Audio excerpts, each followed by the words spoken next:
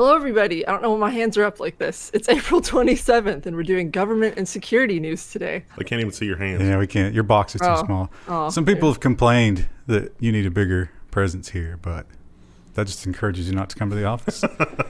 Yeah, it's getting to be time. I gotta come back. I gotta get my vaccine, and then I can do it. Vaccinated attitude. Yeah, that's something I'm like, I know I should, but at the same time. Anyway, let's not think about bad things, because I've got an exciting new segment for the Level 1 News, and these two don't know anything about it, but you're going to love it. It is the Level 1 Diet Orange Soda Review. Oh my gosh. Oh, it's so kind. This week is you Fago. Do care. Oh no. It was in the car. I drive erratically. Oh, it's doing the frozen thing. I tried to keep it cold during the trip. You didn't even check the bouquet. You gotta smell it first. No. Examine the fizz. You don't like it? So your baseline is Crush. Orange Crush, yeah.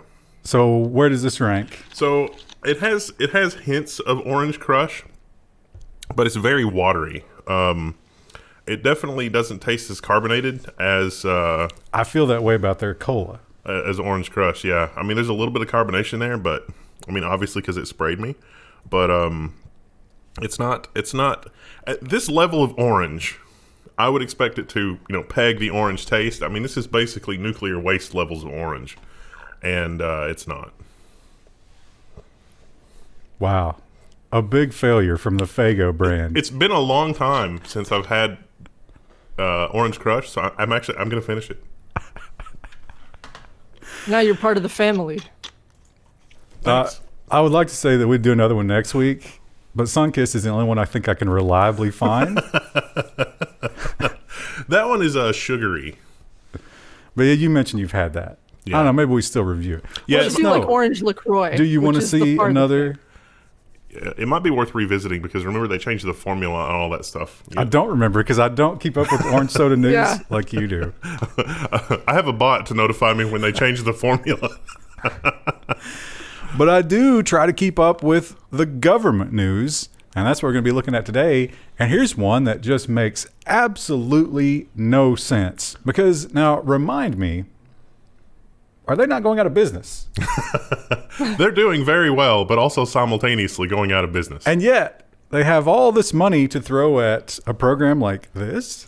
The Postal Service is running a covert operations program that monitors American social media. Now, I'm just going to go ahead and like, the article writer didn't do the homework here. This is part of some convoluted federal grant program where somebody said, we need you to do this in order to get money. And the Postal Service was like, what? We need to monitor people's social media? That doesn't make sense. Now, they are not an enforcement arm, obviously. So all they do when they find something on social media is hand it over to the real authorities. Yes. So, again... Was it the Postal Service was allowed to do something a normal federal agency wouldn't be allowed to do? Because that's what it smells like. That could be a big part of it. And it could also help them correlate people to physical addresses, maybe? Yeah, isn't it crazy how there's always a convoluted reason for this kind of thing, and it takes us to suss it out by just thinking about it? I don't think we found it.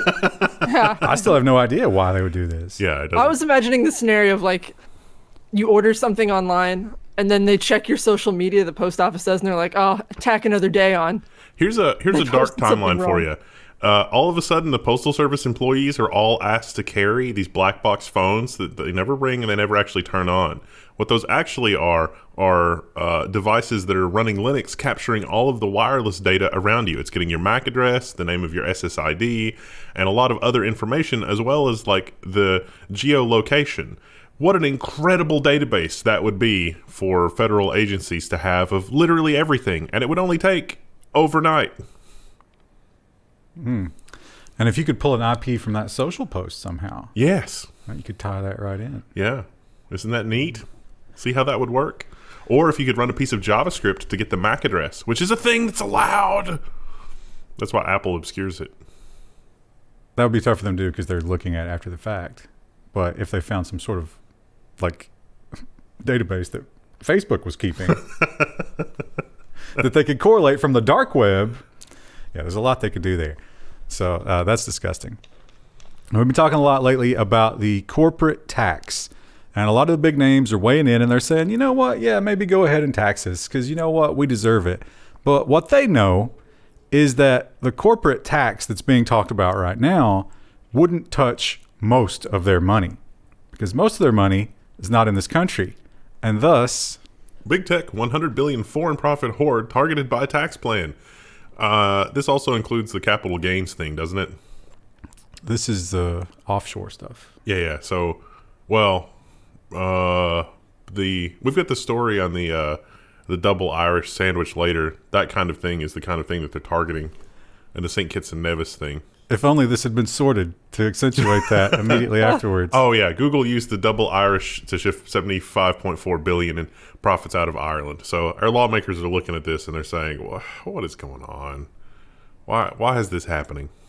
Now this is not our lawmakers, obviously. The Irish lawmakers love this because they end up getting a ton of money. Not personally, although probably somehow personally. Well, Yeah. remember when the Irish government actually went to bat on Apple's behalf to say, no, please don't make Apple leave our country. They give us a lot of money. Yeah, the EU doesn't like this. But Ireland's like, bro, this is all we got. Come on. And potatoes. Irish engagement challenge. So My Fago could use some Irish engagement challenge. That was a joke about alcoholism. oh, you want to put alcohol? I thought maybe that would improve the carbonation somehow. But anyway, if you really want to get at the big tech company's money, you have to get it from Bermuda or wherever because they ain't keeping it here. St. Kitts and Nevis. Woo! And one of the government organizations that has been striking out recently and extracting money from these monsters is the FTC. And here's a real weird one from the Supreme Court. The Supreme Court slashes the FTC's power to seek monetary awards. So you know how the FTC's been doling out record stuff lately? And all of a sudden, Ajit Pai, he wasn't around to see his plan, but that was all I could think about as I was reading this was like, holy crap, that was the other side of Ajit Pai's plan. It's like, oh, the FTC can enforce this, blah, blah, blah. But he knew this was coming down the pike. Do you think somebody walked into his corner office at the Verizon or wherever he is now and just like put an envelope on his desk? It's like, good job, buddy. He got a note to go to a seedy hotel at sundown, and there was just a guy sitting in a chair who's not illuminated, and all you could see was his cigarette. And he's like, "This is the plan," and it's like, "Oh, thank you, Lord, sir." So yeah, that's a weird one. They tried to give some reasons as to why, and the Supreme Court, it was kind of a technicality. They thought they were overreaching based on the wording of the old law that enabled them to do this. And they said that Congress should act to change the law. But I don't know if there's much chance of that. I don't know. We'll see. But to go from a terrible, terrible ruling to one that is probably at least has the heart in the right place, I don't know if it'll actually accomplish anything. We really need something like this. Yeah. Fourth Amendment is not for sale, would ban Clearview and warrantless location purchases. I looked into the meat of this. It's not actually going to do that. But it's called that. It sounds good. Everybody should pass it. But there's a lot of loopholes in it as it is right now. So obviously this has to do with ICE and border protection and the driver's license data and all that stuff. We just see so much of that now. They're just buying all their data, which is crazy because why are we paying them? They should be able to just get a warrant and get it for free. It's like, oh, no, then we really do have Fourth Amendment things. It's a technicality. But if we're going to buy it all, let's hire a software company to do that, not a bunch of bureaucrats. Or, the aforementioned, Postal Service, that'll cut the costs nationwide by orders of magnitude. You just ask them to carry a rooted phone with a custom distro, and then you've got this incredible surveillance apparatus. Maybe we should hire them to correlate all this data as well. Let's just put everything under the post office. Postal Service. The dark. I don't really feel qualified for this, guys. And it's like, you'll be fine. We need the dystopian novel where it's like the Postal Service becomes the Ministry of Truth. They'd probably do a better job. Well, perhaps we could give the Postal Service the job of protecting our infrastructure. Because one thing we know for sure, our infrastructure is at risk, and we need a plan to save it. The U.S. unveils a plan to protect the power grid from foreign hackers. And if you dive into that plan, You'll be very sad. Unfortunately, we have the good old Bloomberg paywall because I was going to accentuate, I think in the second paragraph, how are they going to do this? By putting government software on all the electrical monitoring stations. There are some good things in there. Like they're going to try to encourage and offer grants for the things that I've said, like offering money to basically have third-party experts come in. The problem is that a lot of the third-party experts are not equipped currently to deal with the insanity and bureaucracy of government contracting. There are a few, but not a lot. Mostly you're down to companies like Palantir, and it's like, oh yeah, Palantir extends your reach into the U.S. power grid. That seems like a good idea. I don't like that. So the NSA will be monitoring your smart meter very soon. Congratulations. And we know one thing about our audience. You're not going to live without power. You'll live, but not well. You'll not thrive. Nah, they'd take their own lives within months. They couldn't live with it. China is being blamed for a massive hack, just as we talk about all these threats. But this time, it has to do with getting inside the security apparatus to prevent this kind of thing. Brilliant move. China behind another hack as U.S. cybersecurity issues mount. Oh, no. This was Pulse Secure VPN. So anybody that's using Pulse Secure VPNs, they got a 0 day, which means that if you have that and you haven't updated in like the last week, it's already very bad for you. You're going to have to do a lot more work. It may have already been too late. Yikes. It really adds insult to injury that the name Secure is in the product. I forgot to add the story for this, but Cisco it'll probably be in next week's story because there's a 0 day out for it as a result of this, and that'll be the story. But Cisco was facing something similar, and in some of their obsolete gear, they're not offering a patch unless they backpedaled. Initially, they were just like, oh, yeah, you got I was like an RV310 or something. So, yeah, you got that. Well, look, that's been end of life for a while. We're not fixing it. Buy a new one. There's an upgrade incentive. Yeah, away from Cisco. In New York, of course, the economy has shifted from restaurants to delivery. And the entire workforce, I was kind of surprised to learn this, but it seems like all of the mostly South American descent restaurant workforce shifted completely into delivery, almost, except for the ones that were still cooking the food. And this wave of new delivery drivers has created a new opportunity for one part of the population to exploit the other part of the population. That's the joke, right? New York City gig workers are organizing against rampant e-bike theft and assault, and also murder. There were some people that were carjacked and somebody else got stabbed and died, and the New York police are just like, meh. They are really deprioritizing those kinds of crimes now. Yeah. Which is a little bit terrifying. Yeah. So, yeah, they get their e-bikes stolen a lot. They get mugged a lot. They get hit by cars once in a while. And murdered, the occasional murder. I don't think the murder is because they're a delivery driver. I think that's just an opportunity attack, right? Yeah. Well, it's like I you would can think, steal the bike or whatever, yeah. Yeah, so they're saying that they need the government to protect them. I don't know exactly if they have a plan on how that works, but they are terrified. Concealed carry is legal in New York. That would put a stop to it. Don't you think? I would say there is nobody in New York carrying a gun who isn't doing it because of a security or a law enforcement job who has a net worth of less than $1 million. Because the tape that you have to go through to get it requires like 6 lawyers. Wow. Yeah. Terrifying. So probably not the delivery drivers then? Probably not. Probably the non-English speaking delivery drivers. Can you get the Assassin's Creed thing? Is that legal? Like where you like somebody like and then if that's an automatic knife. Nope. What about like pepper spray? I think they have in the city. You can have almost nothing. Yeah. Really? In this upstate, you can get away with a little bit more. It's crazy. It's ridiculous. And they lost the case because they sued. I think the Supreme Court ruled on that, right? Yeah. Yeah. So, Foxconn, a little bit further up from New York, and like over that way a little bit, is the new Foxconn plant in Minnesota. If you'll remember, when Trump came into office, this was one of his big talking points. He's like, We're bringing in jobs, and look at the jobs I'm bringing into this state. And I was like, you know what? That's a lot of jobs. You got to give it up for everything else he says that wasn't true. That came true. But wait. Foxconn mostly abandons $10 billion Wisconsin project touted by Trump. So they're still going to have 1,400 employees. It's still going to be a Foxconn factory there. That's down from what, 10,000? Yeah, and that's probably just so they don't have to pay back the tax incentives they got, which I think were up front, weren't they? And they were supposed to make state-of-the-art screens. And then they were like, well, maybe we'll just make some other screens there. And now I don't even know if they know what they're going to make there. No.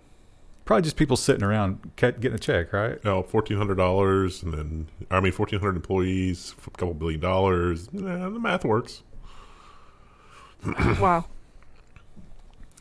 And if that is a cautionary tale on letting big tech come into your country and make promises, perhaps this makes a little bit more sense. Although I would say to everybody suffering from the chip shortage and everybody excited about the M1 and where we might be going, hates to see this headline because it's just going to slow everything down.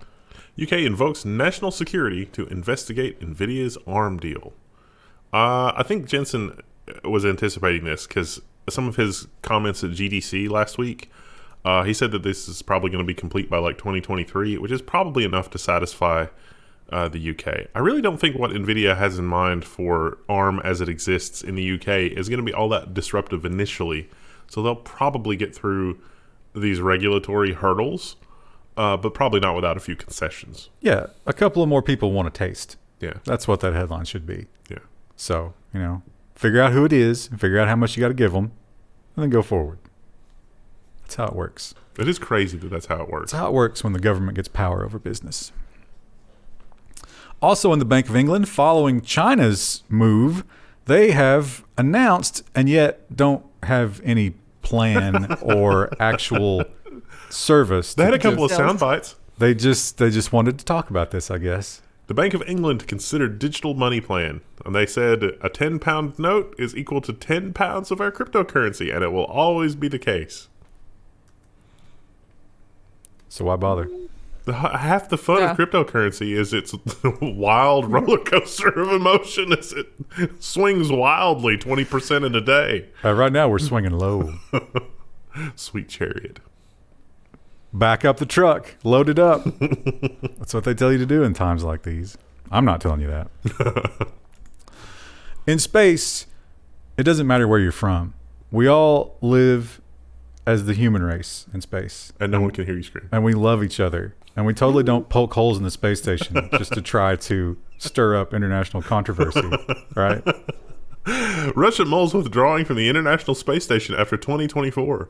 But don't worry, they're going to have their own space station with blackjack and hookers, it sounds like. I can't wait for, space nationalism. That's going to be so much fun. Is it? Oh, yeah. And you know who's going to be at the front and center of that? And probably it's going to motivate him to make even more unsafe decisions? Elon Musk. Ooh.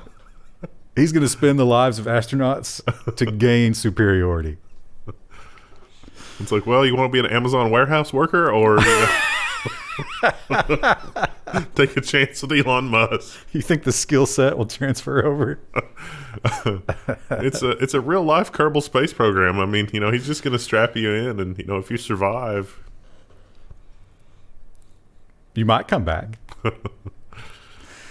Well, big tech is obviously under the crosshairs, and for a long time they've been saying we got to do something, but the question is what. And now maybe we have a little bit more of an idea of what that something is. U.S. House Committee approves blueprint for big tech crackdown. There is a little bit of talk in this about Section 230 and attacking Section 230. Well, the Republican, every time the Democrats are like, we must split them up, the Republicans are like, yeah, we need to repeal 230. Yeah. And it's like, what? There's not a lot of agreement. You guys aren't talking about the same thing here. You're just spitting out talking points. Yeah. So. Who knows? I'm sure that there will be something that happens. I don't know if it'll be good for the people. Well, Jeff Bezos is super on board as long as he's steering it. So he's been, on board for that. Yeah, which is... That's the big if. The worst possible situation is basically what you're describing there. And that seems to be where we're going. Lex Luthor is working with politicians directly. And he is orders of magnitude smarter than the collection of them. Didn't in the Superman comics, didn't that when that happened, it drove Superman to the brink of insanity? Lex Luthor became president. And then Superman was just like, what do I do? I don't remember exactly how he reacted. I mean, I'm sure he had some problems with it. He organized at the grassroots level and protested, and that did nothing. Proctorio. Does your brain string replace Proctorio with Factorio while you're reading these? No, it keeps replacing it with proctologist. I was kind of going like Wendell's direction as well. If you put the word proctologist in there, that'd be a much more hilarious headline. But Proctorio is the software. If you're in a university right now, you're probably doing online classes. Proctorio is it's a browser extension that is supposed to be anti-cheat and for test taking. It maintains that you're staring at the screen and not doing anything fishy. A lot of people have claimed that it has some big shortfalls. So big that one person actually looked into the code because it is a browser plugin and said, hey, look what it does. And they said, oh my God, you're right. We're going to fix this. We're going to make this better. I'm kidding, of course. They would never do that. Proctorio sued for using DMCA to take down a student's critical tweets. They, of course, said that, looking at the source code of a browser extension, which is just JavaScript, is a violation of their copyright. Not looking at it, tweeting it. Well, it's little tiny pieces and then commentary. Even though it's publicly available. Yeah. They do that with videos, too. There's somebody in Canada that they're suing for posting links to their own YouTube channel where the links that they sent the links in email to people that were considering buying the software. It really does seems to me like a lot of really, really shady behavior on that company's part. And why, as a company, would you be so embarrassed of that code? Well, because the things that he lays out, it kind of supports. So, yeah, it seems like a lot of universities are dropping this software because of these things, and especially because of the racism angle. Yeah. And I think they're desperately trying to stop that bleeding. Well, it's probably not going to work out for them, ultimately. And do you remember back in the wild west of the internet when squatting on domains was actually lucrative? Yeah, typo domains and stuff. Or just, you'd sit around and be like, what is the next thing somebody's going to try to invent? And then just put some ads on that domain. Just let me go get that domain. Well, you just try to sell it to them whenever they get Yeah. it. And that practice has not ended, but it's much more difficult these days because so many people are trying to do it. However, if you're lucky, you could get a really big fish in the domain squatting world. Argentine version of Google falls into the wrong hands, leading to search engine's temporary collapse. Oh, whoops. Is this a preview of what's going to happen when regulators get their hands on Google? Well, we gave away ICANN, didn't we?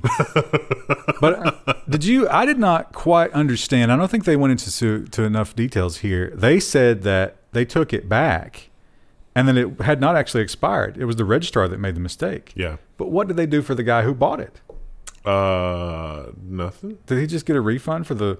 Also, we're overpaying for domains. In Argentina, a domain registration, even for google.ar or whatever the thing is, $3. Wow. Nice. Yeah. It's probably a lot of money in Argentina. That's like 4,000, whatever their currency is. But I still don't think it's a lot of money. It's just a big number. So, yeah, that's embarrassing. And it shows you how, like, the structure of the world, if a giant tech company versus an individual, it's not even a contest. Well, the rules don't matter. There's the aspartame headache. Well, I mean, what's Crush sweetened with? Oh, yeah. Not as much, probably. Carbonated water, citric acid, aspartame. It's ingredient number 3. Will you tell me oranges isn't the number one ingredient? Potassium benzoate, potassium citrate. That's There it clearly is. Modified very cornstarch, natural flavor. Glycerol albuterate. I love that stuff. Can't you, like, cook steaks with Can you that? get that organic? Free range, Yeah. Free range albuterate. cage free. Well, moving on to the security section, there is a new tactic from ransomware gangs. That's the word I'm looking for. They, one thing they know is that they can infect you, and they know that they can extort you, but they don't know if you'll pay. And what happens if you don't pay? They don't gain anything from it. They might screw you over and encrypt everything, but they don't get anything. So how can you find another way to monetize this? Ransomware gang wants to short the stock price of their victims. A bold new strategy. This is actually, like, there's a lot of ransomware news this week. It's a lot of really interesting stuff.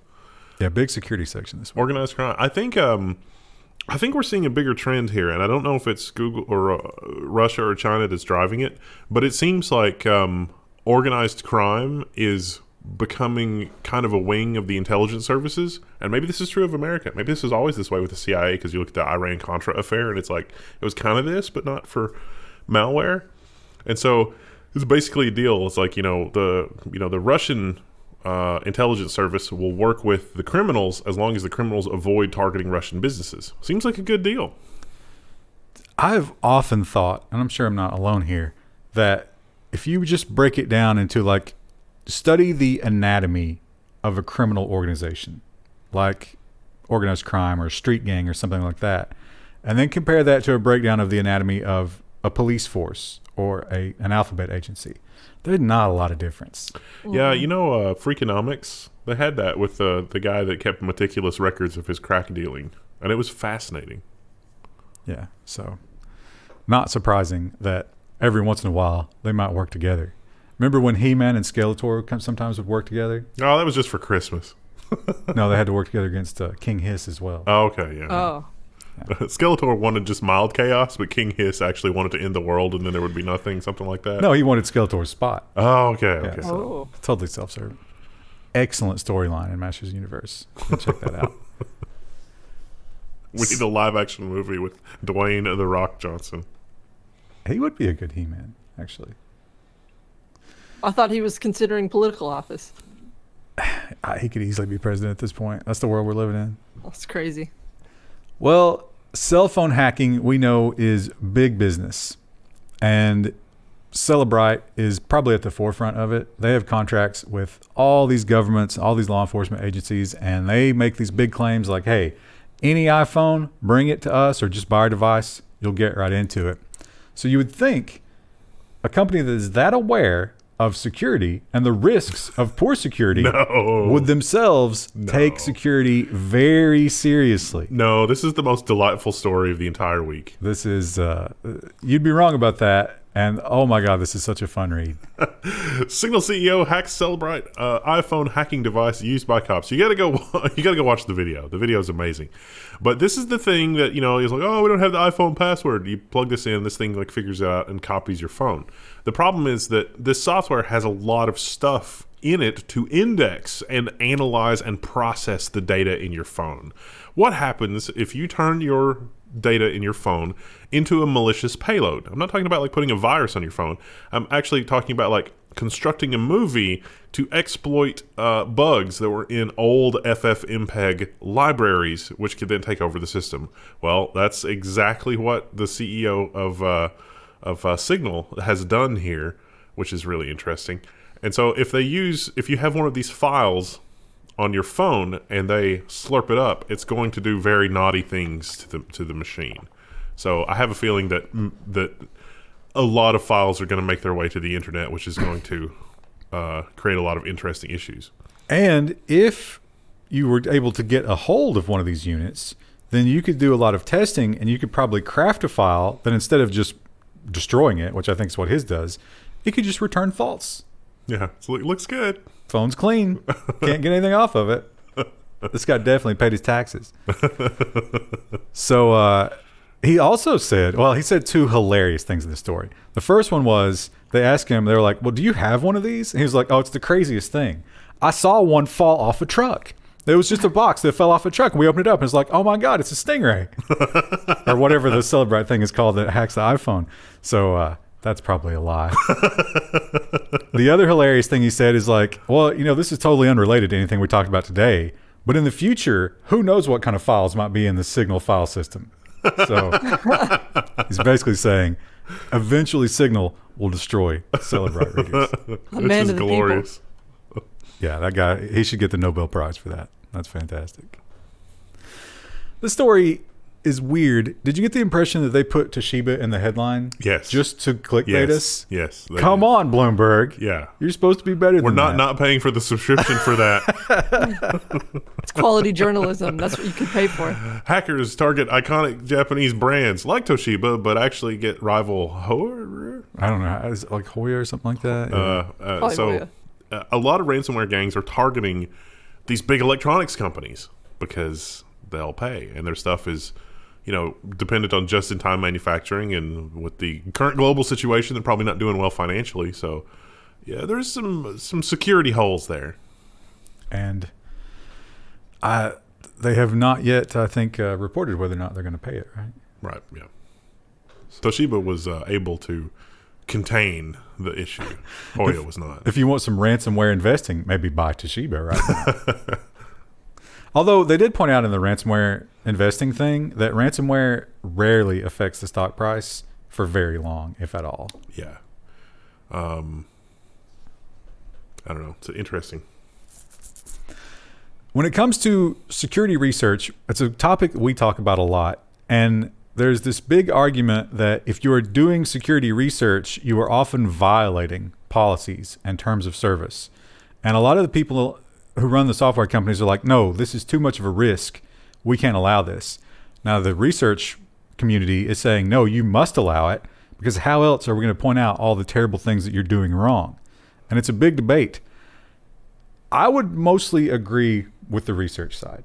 What do you think? I don't agree with their methodology. Well, because you're previewing as usual. Yeah. But in this case, this was terrible. This was absolutely a stupid thing to do, and the Linux people are right in this case, I would say. Linux bans the University of Minnesota for sending buggy patches in the name of research. So some researchers created a bunch of patches and said, hey, we ran our tool on this source code, and it found some potential null pointer vulnerabilities, blah, blah, blah. And so here are the fixes from the tool. And in some cases, the maintainers were like, okay. And some of the patches were accepted. I guess, well, the researchers say that none of the patches were accepted, but some of the Linux kernel mailing list traffic seems to suggest that some of them were accepted. But all of the patches were reverted after the researchers published a paper that was like, gullible Linux kernel maintainers will accept anything, even stuff that introduces buggy code. See, the benefits you get from identifying that failure, how does that compare to the damage you do by putting bad code in the Linux kernel? Yeah. The damage is that the University of Minnesota will no longer be allowed to contribute any code to the Linux kernel. You can follow the email back and forth, and the guy from the Linux side of things, he seemed to be pretty level-headed about it. Yeah. And he was just like, listen, we know what you're up to now, so obviously we're not going to let you keep doing it. Okay, you made your point, but now you're out. There's also the fact that it was an educational institution. Theoretically, there's an ethics review board on this kind of thing. So if you get patches from some random person on the internet, that's a little different than this is the Department of Computer Engineering at the University of Minnesota. Or whatever. Universities should be. We should have a system where that trust is never threatened. On purpose? Come on. Yeah, well, the ethics review board exists for this reason. So, but by banning the entire university, the kernel will ensure that the deviants will be dealt with. Unless they transfer. What if you keep hopping universities just to keep? But think of all the good press for the university now. Think of enrollment. Yeah, I don't think this is going to bring a lot. Well, maybe a couple of people, but not a whole lot. Did you see any new information in this one? No. I'm cutting it. I'm cutting this one, Krista. Yeah. And here is there was a lot of security stories this week, and I thought about cutting this one because there are no details. Did you find any more details? There's no details. No one knows anything, so just be afraid, I guess. Google Chrome hit by another mysterious zero-day attack. It's patched in 90.0.4430.85, and we know that there's a 0-day because there's a 0-day going around, but if you don't have that version, you need to patch it. The problem is that downstream things also need to be updated. They describe it only as type confusion. So in the V8 JavaScript engine. Who knows? Just be afraid. The spying that we talked about earlier in terms of like criminal organization or government agency. That could be like one of those, remember those old web games where you had to choose between two things that look similar, like a croissant or a cat curled up? We could have the same thing here. Was this done by a ransomware gang or was it done by a government agency? MI5 warns of spies using LinkedIn to trick staff into spilling secrets. The idea with this is basically you got your resume on LinkedIn. It's like, oh, I see you work for so-and-so company. Hey, so what do you do there? And people will happily tell you all about it because, you know, you're the hiring manager for another company. You know about confidentiality. And in fact, it's not. Krista, rate this Photoshop. I was going to say, this is a horrific image, and I reacted viscerally when I saw it. It's a pretty good Photoshop. They could have done a little bit better job with the healing brush on the terrifying blank face, but wow. I feel like the blank face should have some more like moles and blemishes and stuff to make it more believable. Yeah. Still, I'll give it a 7 out of 10. They could have put a shadow too to like indicate that the face was in front of the blank spot, but weird Krista, image. I'm cutting this next one because it's the Pulse story again. It's a weird sort this week, chat. And as we were saying, ransomware teams, not only are they trying to find a way in, but they're trying to find the best way to present their case to their victims to ensure payment. And timing can be a big part of that. Ransomware gangs try to extort Apple hours ahead of the spring-loaded event. This is because one of their partners, Quanta, was hacked. Quanta makes a lot of stuff, there's a crazy amount of stuff. And Quanta did not play ball. They did not. So what do? You go up. You ask to speak to the manager. And Tim Cook's like, we're looking into it. But this is going to cost them dearly because Apple is very vindictive. So they have the schematics and they're going to release them. And I don't think Apple's going to pay them. Quanta's usually pretty good about leaking the repair manuals to repair organizations too, which is nice. It annoys Apple, but Quanta's really good at their job. Which is another reason Apple's been looking to replace them desperately. We have been hearing a lot about, the sale of driver's license information. If you get a driver's license, and we all pretty much have to, you can bet that some government organization is selling your information to some shady tech company. But that is not the only way that your driver's license is threatened. Geico admits fraudsters stole customers' driver's license numbers for months. It was scraping. Geico is like, they're just scraping. And it's like, did you get that Facebook memo about scraping? Because we're trying to make scraping not a thing, but it's totally a thing. But why are our driver's licenses available to be scraped? Because they were sold. We bought them fair and square in a database. They point out that driver's license is the number one resource you need in order to steal unemployment from somebody. And that's an easy thing to get right now. Yeah, it's like if you've gotten mysterious correspondence from the government, you might want to check. Google's FLoC is now a reality. We covered that before. That is Google's replacement for cohort cross-domain third-party cookie tracking. Federated list of cohorts or something like that, right? Yeah. And it's supposed to protect you, and it's supposed to make everything better. And, of course, it's supposed to defeat the kind of tracking that Apple and Facebook love to do. Instead of tracking that you individually are an Apple enthusiast, you're put in the Apple enthusiast bucket with all other Apple enthusiasts. And that bucket is disgusting. But I think that they planned for the world to be a little more accepting of the FLoC. Which is ironic because it's called FLoC, and that's a group, but there's no group. WordPress may automatically disable Google FLoC on websites. So you can opt out right now. I mean, Google's probably just going to ignore this as a result of this. But, WordPress's power, sadly, interestingly, powers like 55-ish% of the internet for web pages, which is scary. The lower 55%. Agreed. So, yeah, we'll also have some future stories about how popular FLoC is. It's not. Spoiler, yeah, not at all. One company really likes it. Hey, guys, can we get all this everywhere? We're opening the standard so everybody can support it. And everybody's just like, do we need this? I don't think we need this. And finally, throughout the years that the internet has existed, we've always had companies who have tried to introduce parental software to limit your children to only the safe parts of the internet.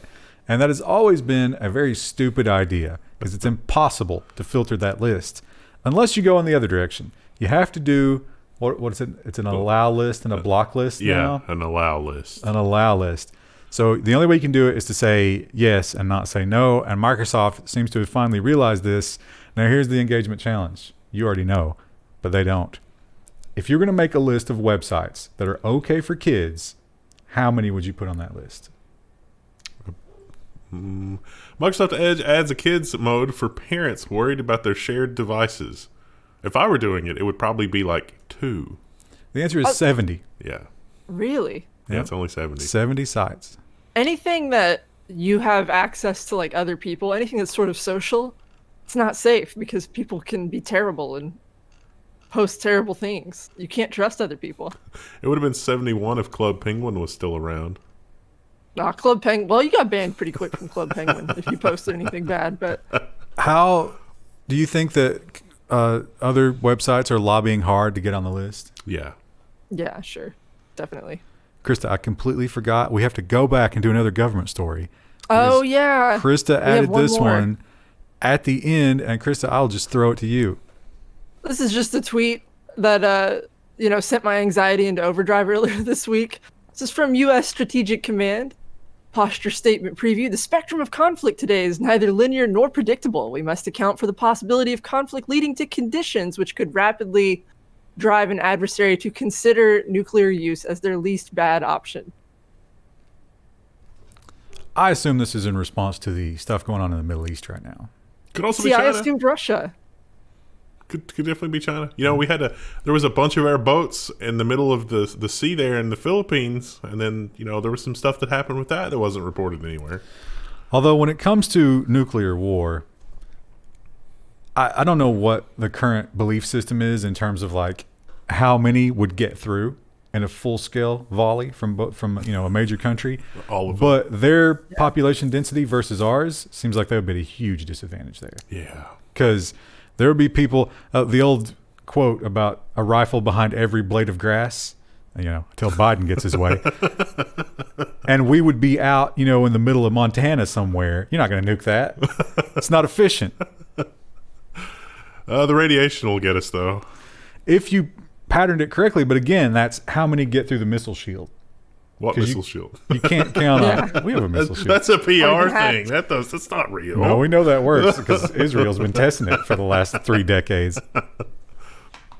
I don't think that's going to work against the missile that, what was it? It's like 6 times the speed of sound and it moves in a zigzag pattern. The Russian one. Yeah. The one that goes into space. Yeah. Yeah, that would be tough. What, Krista? The comments on this are pretty fantastic as well. People are like, is this like the toddler tweeting again? What's happening? Why are you posting this? Also, some people were like, what are my chances of surviving if a nuke falls on me? And it's like, there is no survival. You're not going to make it. You don't want to think about survival in that case. You want to think about quality of life, which would be near zero. Be some very unhappy people. So stare directly into the nuclear fire. Krista, give us an unbridled nuclear fear goodbye. Hello, everybody. Today's April 28th. And I forgot to ask what sections we're doing, and I wasn't paying attention. Whoops. Ooh, now that you ask, I don't remember. Yeah. Business and I think probably social. Yeah. I said there's a bunch of Apple stories right at the front. We were just talking about that. It is business and social. And this is a long one. Business has been there's been a lot of business stories in April. And the first, Krista. Is that the metal bowl? Taking his dish to the kitchen. I hope it's because it's empty and not because he's refilling it. No. Well, the Apple News, they had their big thing and they had a lot of news. And I guess what I consider to be the biggest story of the year, I guess, is the M1. And this is not surprising considering they've replaced a ton of their most popular products with the M1 chip. Yeah. Apple now selling more M1 Macs than Intel-based Macs, says Tim Cook. And in this presentation, they also unveiled the M1-based iMac, which was fabulously expensive. So all these devices have the M1 in them, and they range in price from like $600 to $3,000. But it's more or less the same M1. They also got in a lot of hearty mocking of Intel for the relatively ridiculous thermal and power requirements. They're like, the old iMac, is basically a hairdryer of heat production. But these new M1 Macs, we can run it off of a crappy USB-C connection. Chris, I just destroyed the sort on this because I realized I thought I had the iMac story in here. I guess this is it. Oh, okay, yeah, this is it. Apple introduces a colorful new iMac. It's thin, and it runs on the M1, and it's got a better webcam and microphone, which maybe ultimately we'll see better webcams and microphones in laptops. That's not like 10 years overdue. But yeah, it's M1 based, and that's the motherboard. It's tiny. There's nothing in there. It's just... What was the price on this bad boy? I thought I saw it. Up to $3,000. Whoa. It's only 24 inches too, but it's $4.5K. Starts at $12.99, and you don't get much for that. No. I've heard mixed reactions to the new iMac. Some people are like, "Oh, it's really ugly," but some people really like it. Oh, and you can't get the $1,300 one. You cannot get yellow or orange. The other one I saw, I thought I included a story about this, but it was the iPad Pro is also now M1. Yeah, and it's only $800, which is still kind of a lot. What a steal.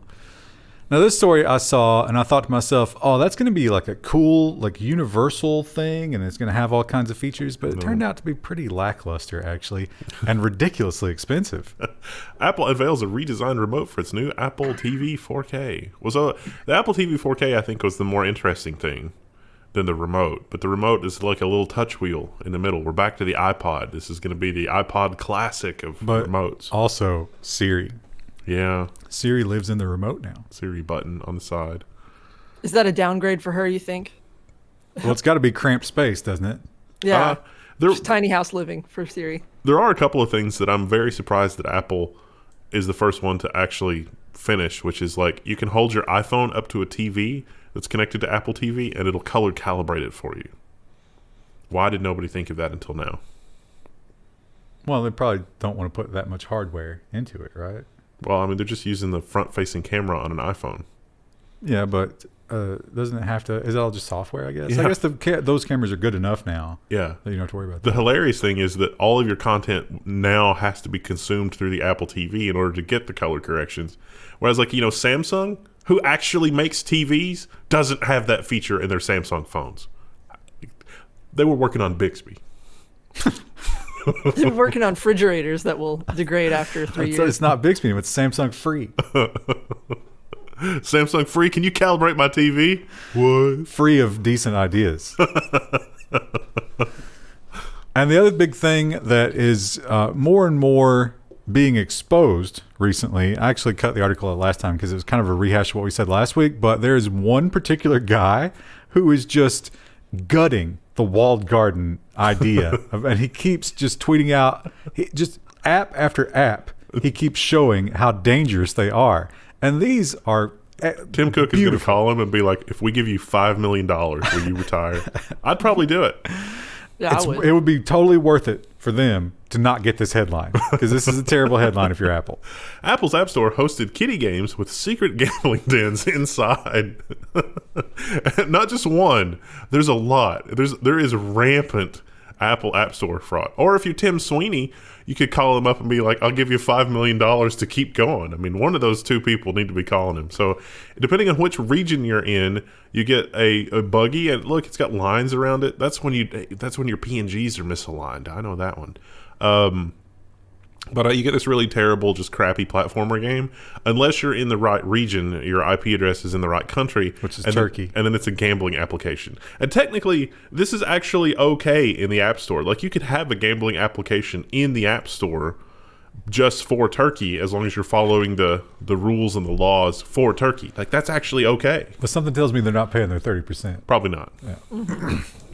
Krista, the sub-headline here, if you could please pronounce this gentleman's name.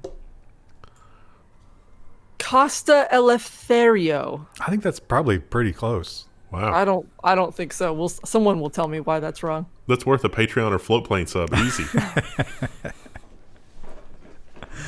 And we talked last week about the rise of biometric payment confirmations. That is going to be the wave of the future. Face recognition was the headline last week. Yeah, and well, to be fair, I don't think anybody else is doing this. No. This is just Amazon. Amazon One's palm scanning payments are coming to Whole Foods.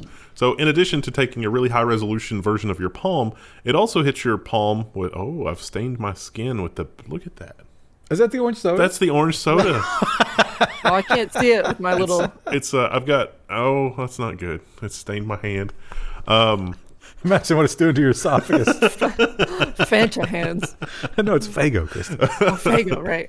Oh, Fanta's probably another brand we could try. It would be another week. Oh, yeah. Amazon's thing hits your palm with a special light so they can also see the vein pattern. So they take into account both the skin and subdural aspects of this. Would you say that you have to hand it to them for this technology? I would not say that. No, I wouldn't say that. I would avoid saying that at all costs. Google has always gotten some flack from angry businesses because they're like, hey, it's not fair what you're doing to me in the search results. I'm number one. Look, this search is about my company. I'm number one. And Google's like, listen, it's the algorithm. Don't argue with it. I was ready to mock Daily Mail until I read this, and I was like, well, there might be something to this. Yeah, Daily Mail put together a pretty strong argument. I don't like their case in court because Google. Yeah, you know. But if you just look at the facts here, they do have a point. Daily Mail owner sues Google over search results. So Daily Mail is arguing that unless they buy a lot of search ads, they don't rank very highly. And Exhibit A is that if you search for a particular person, they've written all kinds of articles and stuff about it. And celebrities. Yeah, and they had not, they didn't rank very highly. And in one particular story, people were literally searching for quotes from one of the people that had written about that, who also happens to work for Daily Mail. And Daily Mail was still not ranking very high. But the things that were ranking above the Daily Mail were other news organizations referencing the story and the quotes in the Daily Mail. So, pretty good argument there. I'm pretty sure this is why Google spun off a lot of this stuff into... or like Alphabet has the different business units now, is to try to prevent these kinds of things, because whether it's a conscious effort or not, I'm sure these kinds of things happen. Now, I don't know about you two, but if there's one thing I need more of in my life, it's video streaming services to choose from. There just aren't enough. I need more monthly subscriptions. That's what I need, and thank God Sony's got my back here. Sony looks set to announce PlayStation Plus Video Pass. Website listing suggests Sony could offer video content as part of its subscriptions. So I looked at this, and Sony wants to offer Sony content in like a Sony Netflix, but Sony, for whatever reason, has just a terrible imagination. They can't picture how people actually want to use their products. Remember the PlayStation Portable, the optical disc thing? And they were like, we're going to do movies for this. Nobody ever bought movies. They made a lot of movies. I mean, it was the whole Sony catalog. That was a terrible form factor for viewing movies. It was a terrible form. And the costs were insane. It was like, I can buy this movie for $20 on a DVD, and I can buy the same movie for $20 on PlayStation Portable. How about the battery life? After 2 hours of movie? Yeah. That thing's done. Yeah, and they were like, I don't understand why it's not working. It's like, it's not working because you guys are stupid. Well, that could be the answer to a lot of why is it not working. So we'll see. I think that probably this is added value for people who are going to be on this service anyway, but I don't think it's going to attract a lot of new people to it. I like to imagine it's just hours of Spyro cutscenes. Like, that's the main thing it's offering. Yeah, I don't think they're going to give you any Spyro cutscenes, Krista. That's really disappointing, and I will not be subscribing to it for that reason. You're going to have to collect all the old discs of Spyro and rip them and pull the video out and make your own. I'm sure someone's already done that, and I bet it's all over YouTube. Yeah, that's probably true. Well, the electric car world is heating up. I think with the Mustang, we have seen perhaps the first real competitor to the Tesla. And people seem to be a big fan of it. But that, except for the cost. Well, even then, that's more of an entry-level version, is the Mustang. Yeah. If you want to get real classy and get a sexy high-dollar electric car, here's the one you want to go for. Well, actually, I'd probably want to go for that Taycan. Those are nice. But this one is also very nice. It's also 460-some horsepower and 560-some pound-feet of torque. So it's fast. Audi A6 e-tron. E-tron. Oh, what a terrible name. Concept has a digital headlight that can project video games to a wall. So the reason that the headlights have that is for two reasons. One, they can project turn signals and crap like that on the road in front of you, and also other information. So they can kind of use the road as a heads-up display, which is interesting. I think Mercedes is already doing that. The other reason is that, you know, if you're in a residential area or there's oncoming traffic or whatever, or a charging station, it doesn't project light on that. So like it doesn't, like the light doesn't hit an oncoming driver, which is kind of cool. Well, you're leaving out the most obvious one. While you're charging it, you can play Punch Out. Well, that one-up's playing Punch Out on the internal LCD screen. Is that? In fact, they redesigned. When I was reading this, I had JavaScript turned off, so I didn't actually get to look at the interior. But they claim that they took the opposite approach. And of course, Tom's guide gives me no pictures of the interior, even though they referenced it. But they took the opposite approach. Tesla has the one big screen in the middle. And so is it Audi or Audi? People always correct us. I never can remember. But they have just blanketed the entire dashboard in LCD screens. Just it's an Innie and an Audi. All of the information the car could give you is going to be just blindingly shining into your face the entire time. Your passenger can only watch Netflix on a postage stamp-sized LCD screen to be sure that the driver can't see it. No, it's a PSP. Maximum inefficiency. So that way when one breaks, it's like, well, shit, now I can't get to that one piece of information. You can kind of do Netflix on a PSP with the hacked firmware by streaming it. I totally got these two stories confused. This is the one that has the interior. Oh, what was I was thinking? like, I didn't see that, but okay. Oh. Yeah. Mercedes-Benz unveils a new flagship EQS electric sedan to take on Tesla. There's no pricing, so probably between $100,000 and $160,000. Over $100,000 for sure. There it is. Yeah. I just vomited in my mouth a little bit. It Not does from look the picture, very. just the price. It does look very futury. Look at those vents. Those vents are interesting. I mean, it's pretty, but there's part of me that just feels like screens are inefficient for. Yeah, for sure. I don't This see a kind lot of of thing. tactile feedback on any of those controls. They do Yeah. have that the centerpiece there seems to have real buttons maybe. But yeah, there it is. It's a kind of a classy looking car, more classy, I guess. Certainly better looking than a Tesla. I think that also might be the one that had those performance metrics I was mentioning earlier. Yeah, 516 horsepower and 611 pound-feet of torque. Nice. I don't think Good I'll be grief. buying one of those. No. Cryptocurrencies are down at the time that we're recording this, but They're up, they're down, you know. yeah, I don't think they'll stay down for long. People are excited, and more people are trying to get into them. So what do you do if you're a payment company? You got to get on the bandwagon. Venmo will now let you buy and sell and also hodl cryptocurrency. Bitcoin, Ethereum, and a couple others. Doge wasn't in there, was it? I don't remember. Doge. Those are definitely Litecoin is usually in the list. Yeah. Ripple used to be, but That whole investigation, it's really kind of a downer. I'm up like 300% on my Ripple, but I can't sell it. That's the fraud. It's like, it says it's worth $1 million, but I can't sell it anywhere.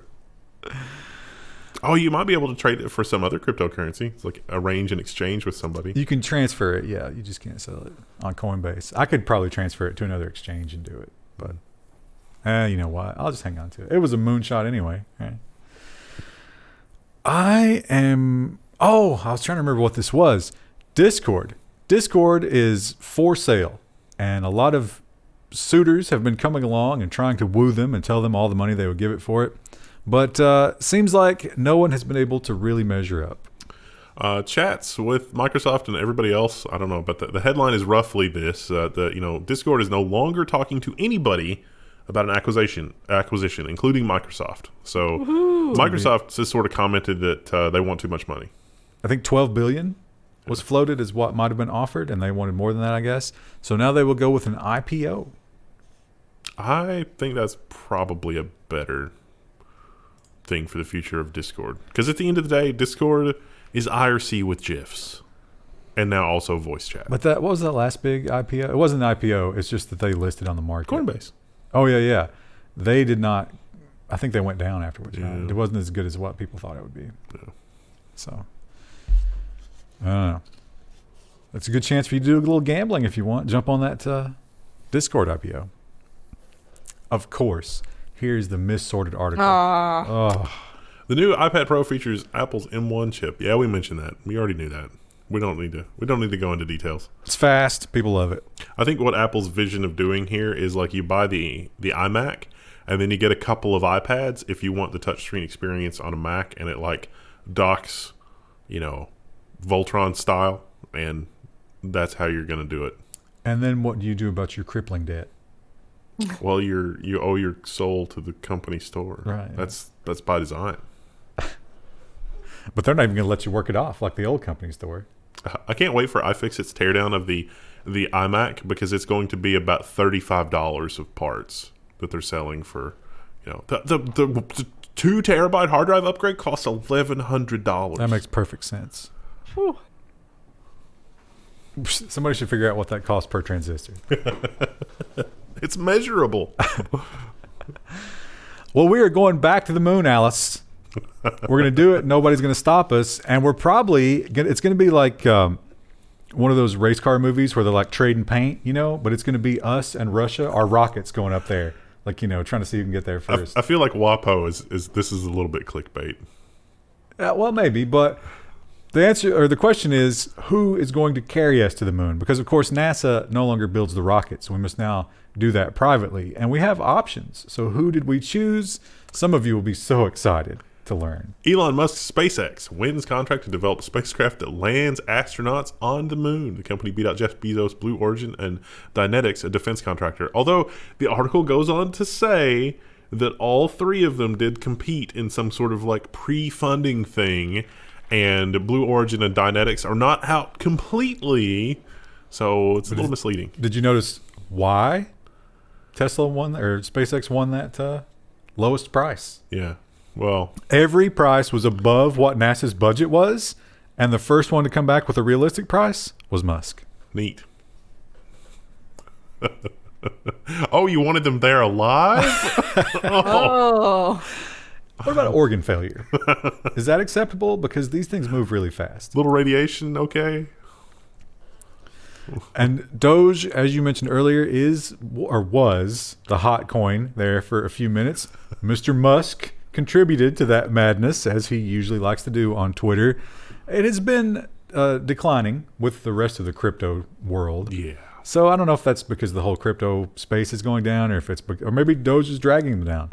But one thing's for sure, companies noticed and they wanted to get on the bandwagon.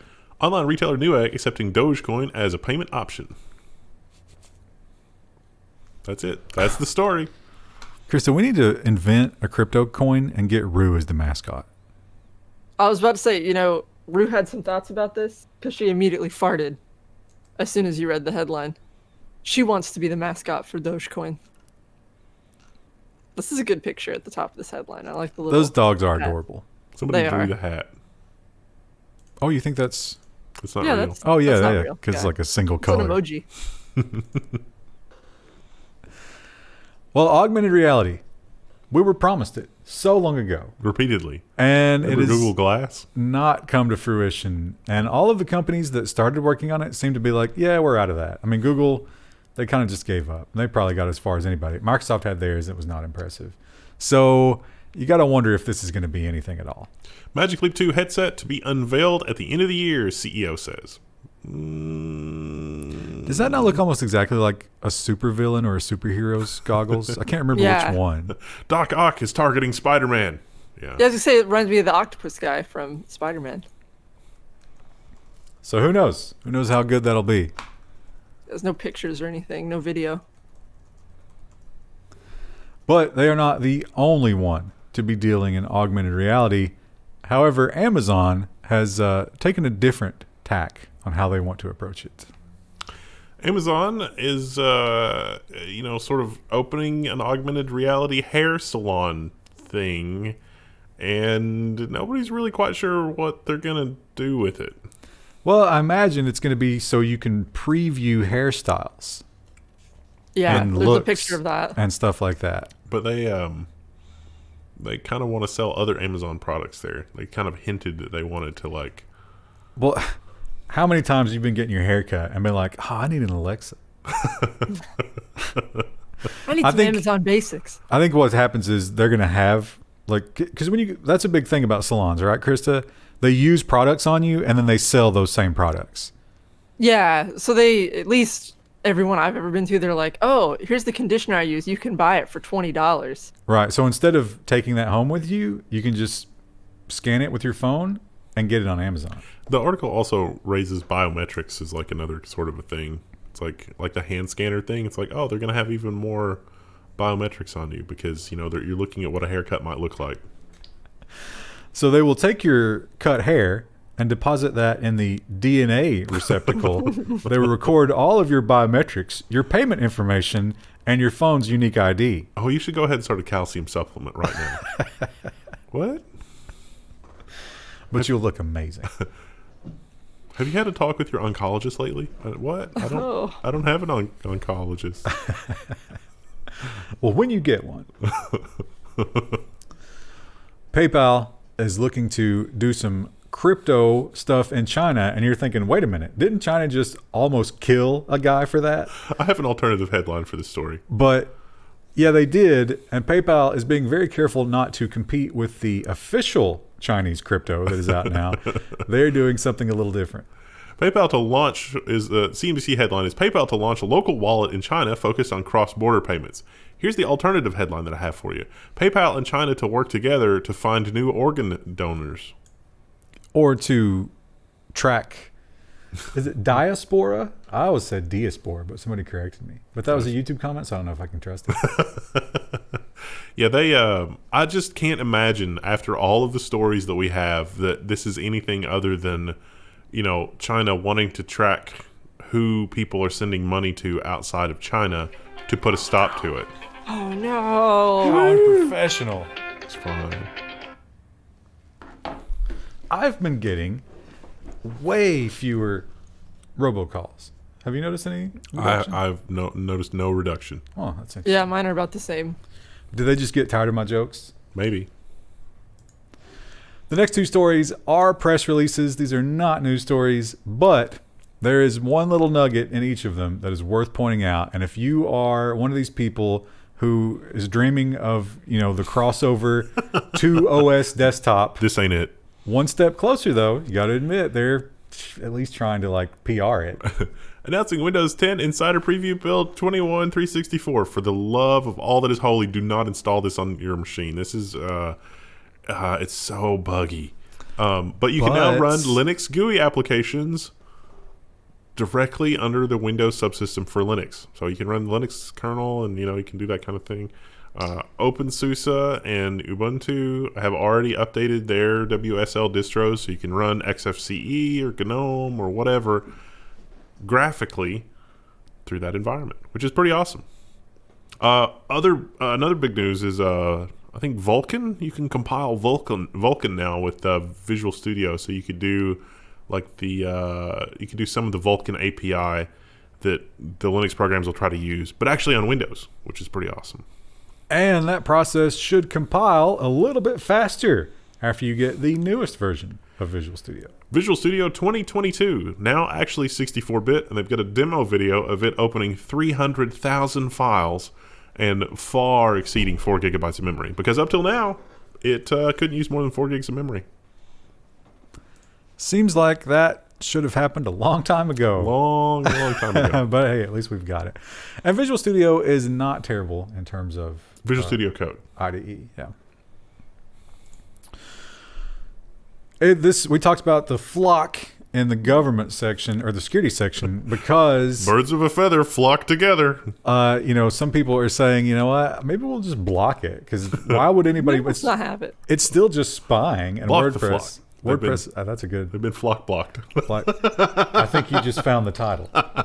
Oh, I'm going to put that down because we'll forget it next week when we start writing titles. So we know WordPress is not they're not going to join the FLoC, but who is going to join the FLoC? Nobody is flying to join Google's FLoC. Brave, Vivaldi, Edge, and Mozilla are all out. It's like, no, we're not helping with this. Yikes. Apple liked this post. Sauron's like, oh man, what? No, come on, guys, come on. And of course, the hot new thing to attack tech companies about is children. And you just line them up and you go down the row. Okay, we got Facebook. All right, we got YouTube, Instagram last week. Who's next? TikTok sued for billions over use of children's data. So I was expecting this to be something that it wasn't. So it turns out that, like, you know, when TikTok is the accusation here is pretty interesting. If I understood it right, which I'm not, it seems a little all over the place. It seemed like they were saying that, you know, collecting children's data in the EU or the UK, not okay, and so they still collect it. But then they distribute it in other regions where maybe that would be okay, or they use it in other countries. And so it's like, well, but you're still using the data. But it's still children's data. Yeah. Yeah. Yeah, so they want to do a class action on behalf of all the children. So we'll see what happens. We know it's not legal to use children's blood for medical experimentation in the UK, which is why we flew it to Singapore. Now, when you operate in, you know, like writing software or operating websites or, you know, doing this kind of thing for a living, I think we've all had that moment where we accidentally sent the email to the wrong place. And you usually develop an intense fear of that after the first time that you do it. Usually. And it doesn't happen again.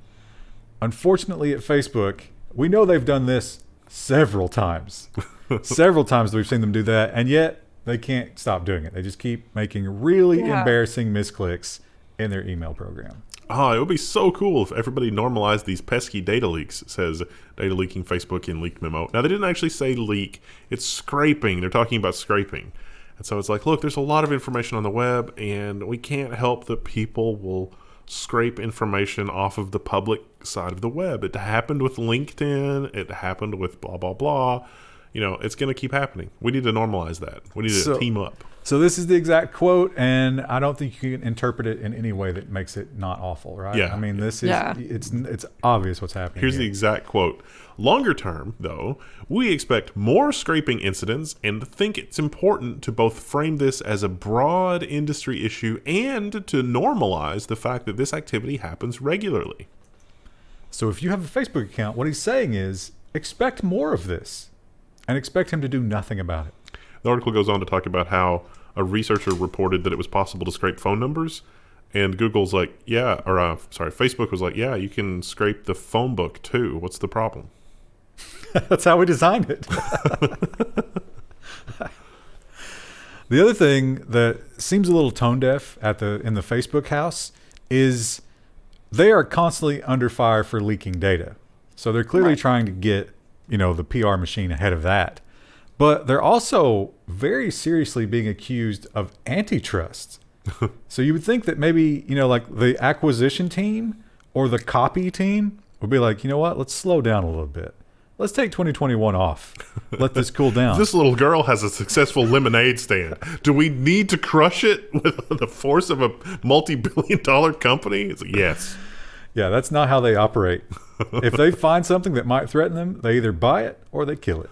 Mark Zuckerberg announces Facebook is working on a Clubhouse clone, in those words, which is probably not great for the ongoing antitrust trials. Oh, this is a good product. We're going to make our own version of that. So Facebook pages can now have an audio segment. Well, not yet, but they will have an audio thing that's similar to Clubhouse. And they're going to give you a subscription infrastructure with which to monetize it. Neat. How many people are in our audience would be excited to join our Facebook Clubhouse? We had a Facebook page for a while. It did not do great. Yeah. Yeah. And the Clubhouse data, like the scraping of the Clubhouse data, is also fairly extreme. So it might be a touch irresponsible of us to encourage people to use Clubhouse, because surely there's a way of doing that is a little bit more friendly to giant corporation not losing everything. The other, so we've talked for years about Facebook moderators, and we know that they look at some really, really nasty stuff. Animals being killed, rapes, murders, people being burned. I mean, it's just, the darkest things that you can imagine on Facebook get flagged, and they have to watch every one of them and decide if they're okay or not. Pretty horrifying. And for years, it's like, oh, we need to give them better tools. We need to give them better counseling or whatever. And it seems like they've basically done nothing. We're the tonsils of the internet. BuzzFeed reporter shares Facebook content moderator resignation. If you don't read anything this week, go read this, because it will make you weep for the future of humanity, one. And number two, I don't think that we will ever get to a point where an algorithm can really properly handle this. And at the same time, we should not subject human beings to this. We were just talking about the nightmare that the Level 1 forum has become in terms of just the insanity. Yeah. And imagine scaling that up a million times. Yeah. More than a million. Yeah. A billion times. That's, yeah. So I'm sure that's awful. I saw a picture I didn't like this week. But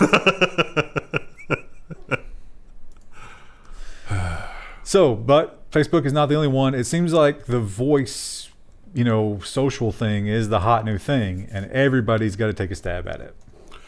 Reddit Talk is a Clubhouse competitor for subreddits. So, yeah, just Reddit Talk, it's basically a clone of Clubhouse, but on Reddit. So they beat Mark Zuckerberg to the punch, which is surprising considering that, by all appearances, Reddit has a shoestring technical budget. Reddit is another place where we post stuff sometimes, or we did in the beginning, and nobody cared. We do actually still post. Everything is all Yeah, automated. there's a bot. But it's like 0 comments every time. Nobody cares. Well, we get some comments in there every now and then. what happens is people take that and then share it elsewhere on Reddit, and then that gets a lot of comments. You got to use the other tab. That doesn't help us. Yeah. And Apple, the walled garden, of course, we have shown countless ways in which it is broken, and you can get almost anything on there. Literal fraud. But one thing you couldn't get on there until now was this. Apple will let Parler back on the App Store because now they've got at least some content moderation. So people can flag something and say, hey, this is not appropriate, and have it taken down. That was all Apple was looking for the entire time. Well, they also got rid of that CEO. Well, he might have... Yeah, I think that was a big point. Do you think people will like Parler, though, if they have any form of moderation? There's definitely that whole thing where people expect it to be completely wide open, and they immediately test that. And then it immediately causes problems. Yes. I think it's a little bit of a self-fulfilling prophecy with these, free speech apps. The My Pillow guy doesn't like me talking about Nietzsche. I don't know what his problem is. I think I know what his problem is. I looked up the Cube pillow. $120. Wow. Yeah. $100 for one pillow. That's why you brought me to get back at me, because you knew. Listen, I didn't know the Fago was going to have toxic dye in it. I assumed it was for human consumption. That was your first mistake. If I can find an even more obscure orange soda, I'm bringing it next week. Fanta. We were talking about Fanta's one. Did they have diet, though? Let's look it up. And our final story, and this is hilarious because we talk about, things on social media that you should never post on social media. For example, you doing crime, you holding a gun, you holding stolen cash. All of that stuff is a terrible idea. When you want to try to keep something secret, don't put it on social media, which is why you have to scratch your head over this one. MI5 joins Instagram to bust martini-drinking stereotypes. MI5, that's the British spy agency. So they've been posting pictures this is what people see at our Thames building when you're working as a spy. This is probably a recruitment thing. They're probably all getting really old. They're probably all over 40, and no one wants to work for MI5, and they need more people working for MI5. So that's why they're doing this, probably. But why would they try to get away from the Bond stereotype? Don't people love Bond? A lot of what they're doing is probably what the guy was doing with the Cellebrite thing. But Krista, even Bond is trying to get away from Bond because he's toxic and white. You could not make the old Sean Connery Bond movies today. Oh God, no. Oh, you couldn't even make the early Daniel Craig movies today. You couldn't make Blazing Saddles, and that's a crime. Different genre, but yeah, sure. Also, I confirmed there is a Diet Orange Fanta, but it's Fanta Zero is what it's called. Oh, okay. Well, that's the same thing, right? Also, it's a different kind of sweetener. Listen, there's a website called canmuseum.com that like fills the image results. I'll drink just about anything you put in front of me that actually comes from, a supermarket. Now, there's a challenge you're not really ready to do. Yeah. There's some weird sodas out there. I had the Thanksgiving in a can soda. It was not great. But those are just Doesn't mean sound sodas. That's like people buy that. That is a regularly consumed. Yeah, I guess that's true. I wonder if they have that problem. I'm sure they have a lot of problems that stem from drinking a lot of Diet Fago. But I'd say Crush is probably, not great for you either. No. None of them are great. If I had more than like 2 in a day, my body was like, stop. I would say give us recommendations, and I'm sure you will, but we're limited to what we can find here. And I'm not paying, $10 a can on Amazon for this stuff. I was delighted. The local grocery chain also now has proper tasting stroopwafels. So some of the fans sent us like the European stroopwafels, which were far superior to anything that we have in America that was called the same thing. But now and it's just as good. I'm gonna anger some people by saying I never liked them. Really? I don't like the consistency of them. They're too soft. Did you try the chocolate ones? Yeah, I tried all of them that whoever sent them. I like the ones that are it's like a little bit of chocolate, not the ones that were like dipped in chocolate. You know what I did eat earlier this week though, as I get one sugar treat per week. Oh. Here's a blast from the past that I bet you haven't thought about in a long time. Hobnobs. Oh, yeah. Remember how we were into hobnobs for a while?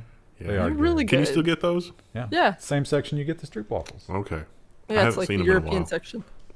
I'll get some of those. I really like the chocolate hobnobs. Those are really good. Yeah. Although those were best with the Taiwanese tea, and I've been out for over a year. First world problems, right, chap? Yeah. So we'll see you on Friday. Friday's going to be robot. Have we done? Yeah, robot nonsense. Robot nonsense, yeah. All is as it should be. Woo!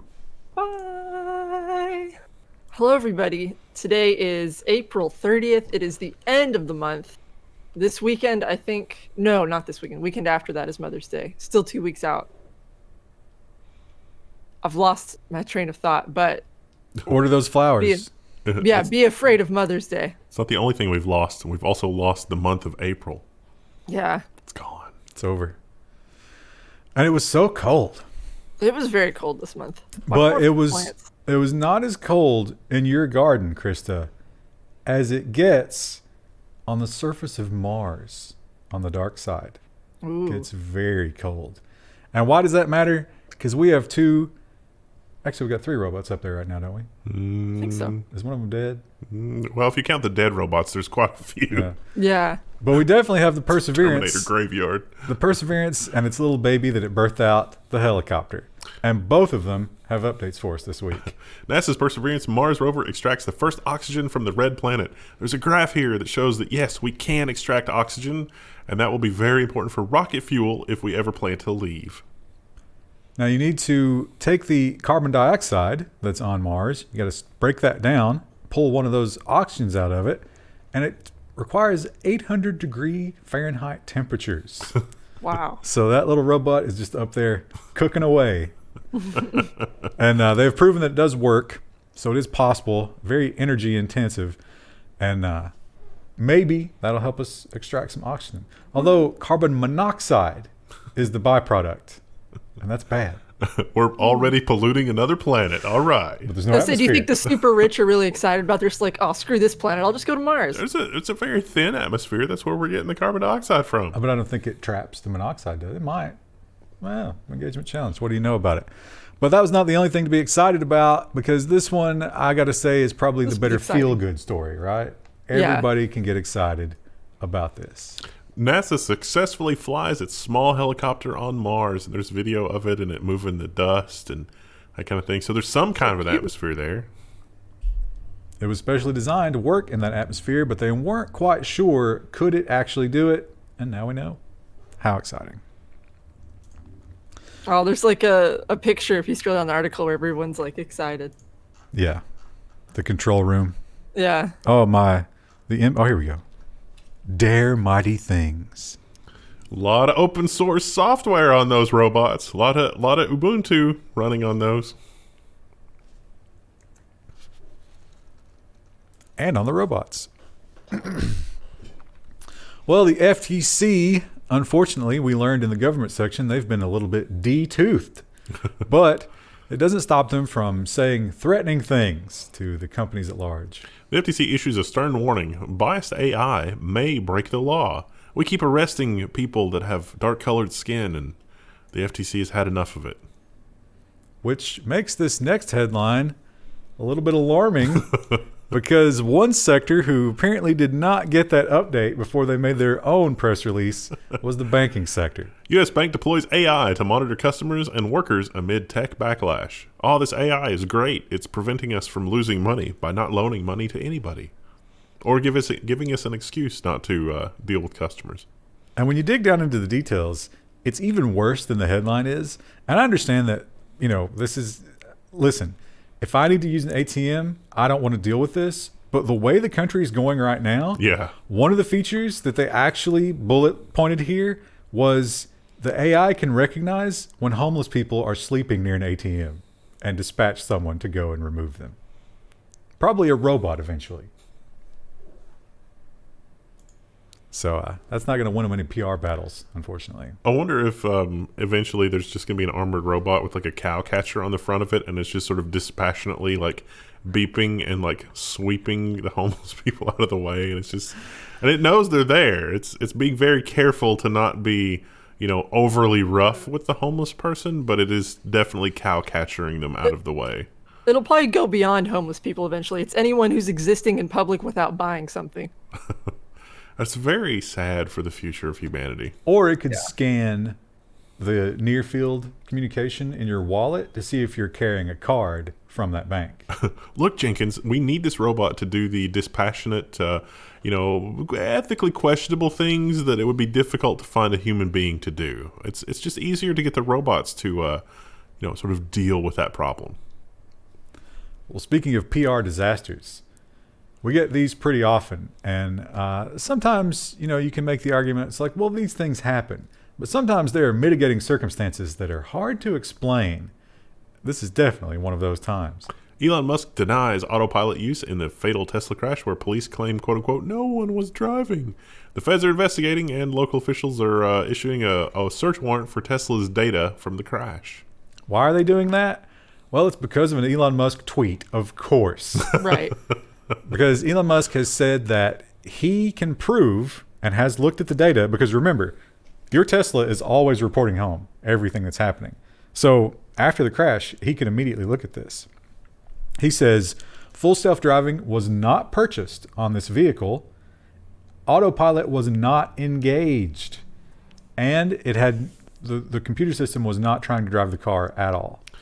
Is this a setup for, is he going to use this opportunity? Because wasn't there an aftermarket thing that you could like buy and plug in for a discount and it would unlock some of those features? Yeah, you can definitely buy it after the fact. I wonder if he's maneuvering not from Tesla.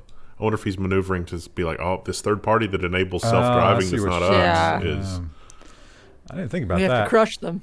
But the question becomes, here's the thing about it. What you say explains it. That is the only explanation I can think of. Because the question is, if it wasn't full self-driving and no one was in the driver's seat, how did the system not recognize that as a failure to properly monitor the driving? Yeah. It's been modified.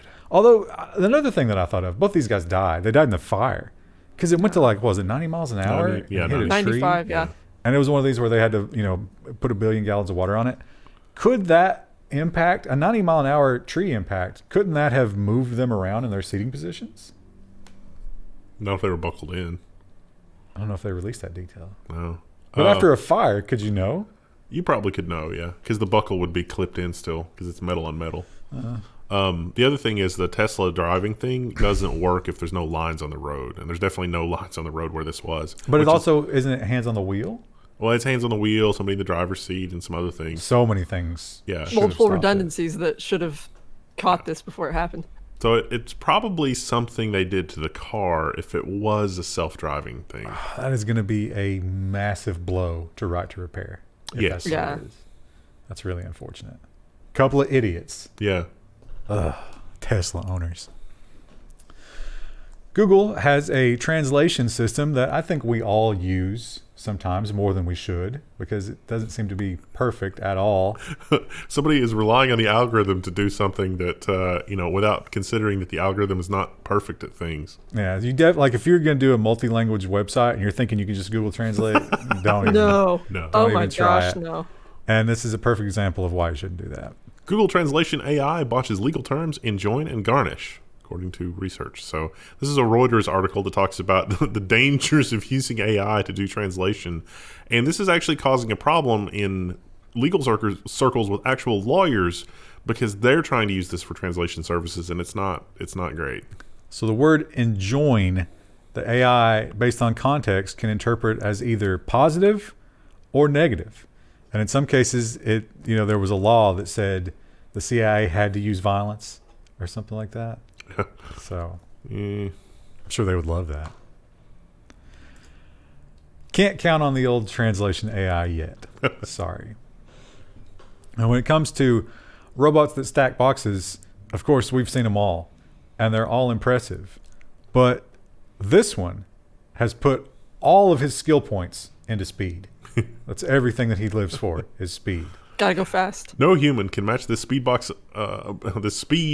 unloading robot named after a pickle. Able to move 1,600 boxes an hour. Oh, it crashed. What just happened? Oh, that was the display driver. So, Probably didn't affect them. Woo! So yeah, here he is. I don't know why there's a fog machine in this picture. Because we have to make So it it look looks cool. I guess Maybe that's how he goes so fast. He has to vape to keep his production. Oh yeah, that's the helium inside that he's using to cool all those servos that are just going at lightning speed. But yeah, there's a video here that you can watch, and it is impressive. And he does have a 25 kilogram weight limit, but no limit in terms of the shape of the boxes that he can pick That's up. cool. Yeah. Bad news if you're a warehouse worker, but I mean, it is kind of cool. It seems like everything these days is bad news if you're a warehouse worker. I don't really Yeah. know if it's bad news if you're a warehouse worker because this is what they want you to be. This is the impossible body / Standard. mechanical standard that they want you to be. So don't aspire to be that. You know what? You're right about that. And because of that, I need to resort. Because this headline certainly points that out. And as usual, the Amazon PR team really overlooked an important piece of hypocrisy before they let this out. What are they thinking? Yeah. I mean, after last week's faux pas, you'd think they'd be trying harder. Bezos says Amazon workers are not treated like robots and unveils a robotic plan to keep them working. He didn't specifically mention the peeing in the bottles, though. So, Amazon had their meeting with Congress, and they said, no, the peeing in bottles thing is completely overblown, blah, blah, blah. And when, the Congress critters were somewhat prepared for that, and it turns out that what Amazon was saying was technically true. Those are not Amazon employees. Those are contract third-party drivers for Amazon that mostly have to pee in the bottles. But then there are warehouse workers that also pee in bottles, and so then they walked that back and said, okay, yeah, we have a little bit of a problem. We need to work on that. And it's because their algorithm is one of the things that they track on an employee is like time not spent picking packages, and you have to meet that. And so if you talk to the employees, they say, oh, it makes that number go up if I go pee. So I don't. The drivers made that same argument. Yeah. Deliveries per hour. Yeah. So one of the things that the Amazon people have been arguing about for a long time is it's like, hey, I had to pull a double shift and I stood in one spot for 16 hours loading boxes, and all of my ball and socket joints are turning to powder from doing this. And so Bezos, instead of saying, oh, maybe we should change the way the warehouse works. No, this AI, what it's going to do, it's going to figure out, hey, you just spent 8 hours grinding your shoulders. So let's figure out in the next 8 hours how you can grind your hips. So you don't have to do the same job. It's another thing to be filed under our dark algorithm future. Can we get health insurance? No. We could never afford all those hip replacements and shoulder surgeries. Are you crazy? Well, Nvidia had their big trade thing, and obviously more of the same, and they're on top of the world. They're making $1 billion, and they love it. But the CEO had some decidedly more insane things to say at that same conference. The metaverse is coming. Nvidia CEO Jensen Huang on the fusion of virtual and physical worlds, which is kind of the future. So he sees augmented reality as like a big thing, and he sees Nvidia Jetson and some of the other Nvidia products as powering all of that. And a one-to-one virtual world with the real world. I'm assuming where every building and tree and rock has an NFT, right? The aforementioned black box phones that the Postal Service are going to carry is going to collect that data for him. I mean, he could probably, it's like everybody gets a 3070 if you're willing to carry around a phone that's got our software on it. You can blanket the planet with them pretty quickly. I don't think the normies would jump at the 3070 quite the way you expect them to. If you could show them how much money they could make mining cryptocurrency on it, maybe. Some guy with an M1 Mac is looking at it and like tapping it against the side. Like, well, I don't understand. What is this supposed to be good? Oh, the new version of Mac OS actually added support for 6,000 Big Navi. So those Macs might be getting some form of support for Big Navi, which is exciting because Thunderbolt was one of the things I predicted they would fumble. And they did, but not as hard as I expected. Yeah, but then they'd have to figure out an external enclosure for it and connect it. That's mostly already there. Yeah, but you're talking about people who don't even know what it is. Well, deepfakes. We know about deepfakes, and they're getting better and better. They have not disrupted the world the way I thought they might. Not yet. People Give haven't it time. haven't really caught on to it. But the people behind the scenes who are working on this magical stuff have not stopped. And in fact, they've moved into a new kind of media. AI-driven audio cloning startup gives voice to Einstein chatbot. I want the real one. I want a real Einstein chatbot. We could maybe retrofit Stacy. I guess we have his books to go on in terms of like A lot of his lectures are recorded. building it. Yeah, I wonder if he were alive, what would he say? he would probably say, "Stop doing this." Yeah. Please let me die. This looks like Einstein, but like filtered for Instagram. Yeah, the skin looks really good here. Poreless. Yeah. Yeah, that's a good picture of him. That's his glamour shot. That's what he put on his dating profile. Yeah. Well, I don't drink coffee, but Wendell, you drink a lot of coffee, and you're addicted to the, what's the flavor you like? Hazelnut. Oh, yeah, the Panera hazelnut. Paneras are going out of business because of the pandemic. What if Panera goes out of business? I'll be all right. I like tea better, but coffee's less work. I think ours has done okay. We have a drive-through at ours. Well, I wasn't familiar with this. I mean, I guess on some level I knew that it had to happen, but apparently there is a huge behind-the-scenes industry when it comes to grading coffee beans. That was Starbucks' secret, is they equally burned all the coffee, and so you get a consistent coffee experience, even though it's not. But I think grading happens before you roast. Yeah, but they put it all together in one big giant. Oh, you're just saying they get the garbage beans, Yeah. and it doesn't matter if okay. So, but not everybody does that, and I guess there is a huge demand for the higher quality beans. Now, there is a job, which they describe here, which sounds very involved, where you spend all day tasting beans, and you rank them based on how good you think they are, and add that to the list of jobs that won't be needed anymore. The quality of your coffee may soon be judged by an AI. So most of the time, it'll be fine. But every now and then, that coffee is going to taste like raw sewage, and the AI is going to say, I don't know, it should be fine. I don't know. Literal raw sewage. So yeah, they're going to use this little device and scan the beans, and you do have to train it to give it what you're looking for in terms of the bean. But once it's trained, apparently it can rate them all day long. It's scanning this pile of beans, and it says demonetized. I don't understand. Wouldn't this be very, I mean, this is true of any AI thing we talk about, but like, wouldn't it be very heavily skewed to whoever originally tasted it and like made their grade? Yeah. What if you don't have the same taste as that person? But see, that's true. So it turns out either way, I guess. It turns out there are government employed bean testers, and then every coffee company has their own bean testers. It's like the government peanut butter. Yeah. So I assume that there are already some disputes between the bean testers on which one is, the best or whatever. But I think the government one is the one that sets the price and the grade. Yeah. So that's the one that matters. But yeah, we're all going to be drinking the same AI generated coffee eventually. Well, not me. I don't drink coffee. We'll be drinking, Krista, we'll be drinking our AI approved coffee while riding our imaginary horses. Oh. People are breeding digital horses and spending real money. This was trending on Twitter earlier this week, so it could have been an ad campaign, but this is a thing. I saw this in my normal, like you sent this to me, but then I found it otherwise as well. Okay. I wondered if it was an ad, but yeah, like there's a Twitch channel for this. There's apps like sports betting with virtual horses and also horse breeding. They've got the horse breeding in there as well, which is like a whole other thing. One horse sold for $125,000. But that was after it became a winner.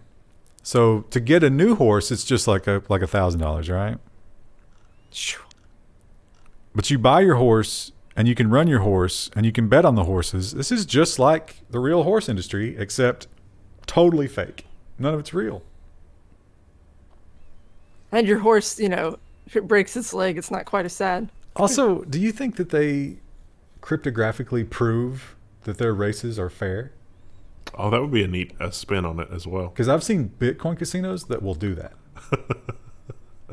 It's it's like this virtual racehorse has been doped somehow by, the chances of it choosing these random numbers is 1 in 73 quadrillion.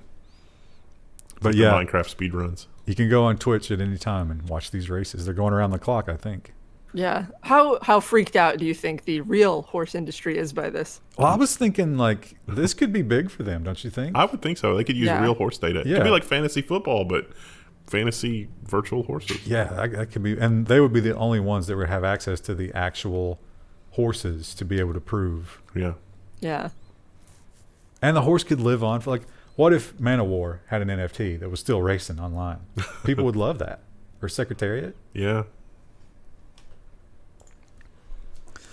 Whales definitely communicate with one another, and it sounds really cool, and I'm into it. But I know all about whale communication from Star Trek IV, The Voyage Home. Oh, of course. Who could forget that? That was one of the most un-Star Trek-y Star Treks at that point. Yeah.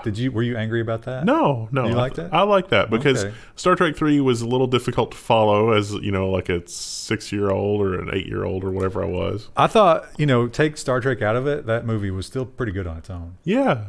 Yeah, it was just a fun, feel-good, like, maybe we should try to save the planet before we all die. But, since we are not Vulcans, I don't think that we're going to be able to accomplish this, even with AI. Oh, nice reference. Groundbreaking effort launched to decode the whale language. Gracie is pregnant. I think you have this idea that because you love Star Trek, nobody else knows Star Trek. No, I think that's not true. But other people know Star Trek. But do other people know Star Trek well enough to just casually insert, pretty good reference there? I mean, that was only a relatively minor part of the movie. Only the people who have seen that movie. The beauty of the internet is that normally if you were to make that sort of reference at like a family gathering, you would be looked at strangely. But on the internet, at least 10 people will know what you're talking about. Engagement challenge. Or one other person at the table would like chuckle at it, and then you spend your whole rest of the day hanging out with them. Yeah. Getting away from the misery. And slowly building a file in your head on that person why you must never hang out with them. But no, as was the case with me. No, but he's saying that the reality would turn out to be disappointing after that. Yeah. I definitely, it drives me a little bit crazy, and I know you do it on purpose, but you constantly troll with the references, and the people will constantly comment. It's like, oh my God, Wendell, I love that reference. It's fine. That engagement, though. I sneak in a lot of puns, too, and don't really call it out. Sometimes I completely miss them, but sometimes I ignore them. You get some good ones in, too, that go over my head. So, I mean, it's turnabout's fair play. And things that go over people's head, again, the hypocrisy seems to have completely missed the YouTube PR team. This is the hypocrisy turducken, though. There's multiple layers of hypocrisy in this one. This is a hypocrisy turducken where the middle layer, instead of being a chicken, is a nuclear bomb of hypocrisy. YouTube CEO Susan gets Freedom Expression Award, but the whole event was sponsored by YouTube. And this is talking... Go ahead. Sorry, you go. I was gonna say, this is just like that picture of Obama awarding Obama with an award. Like, good job, mission accomplished. It's like YouTube is very important for free speech, and it's like, but there isn't any. Yeah, I mean, I can do 50 different really innocuous things right now to demonetize this video. Floatplane.com. Woo! We were just talking about that. About things that we can't put in a video because we'll probably be demonetized, and we never know what they will be. But we censor ourselves. Yeah. Which, now what is that not? Oh yeah, free speech. But she got an award for it, though. So, obviously, we're just wrong. A lot of people have asserted in our YouTube comments that NFTs are nothing but money laundering. And it's a strong argument, I have to say.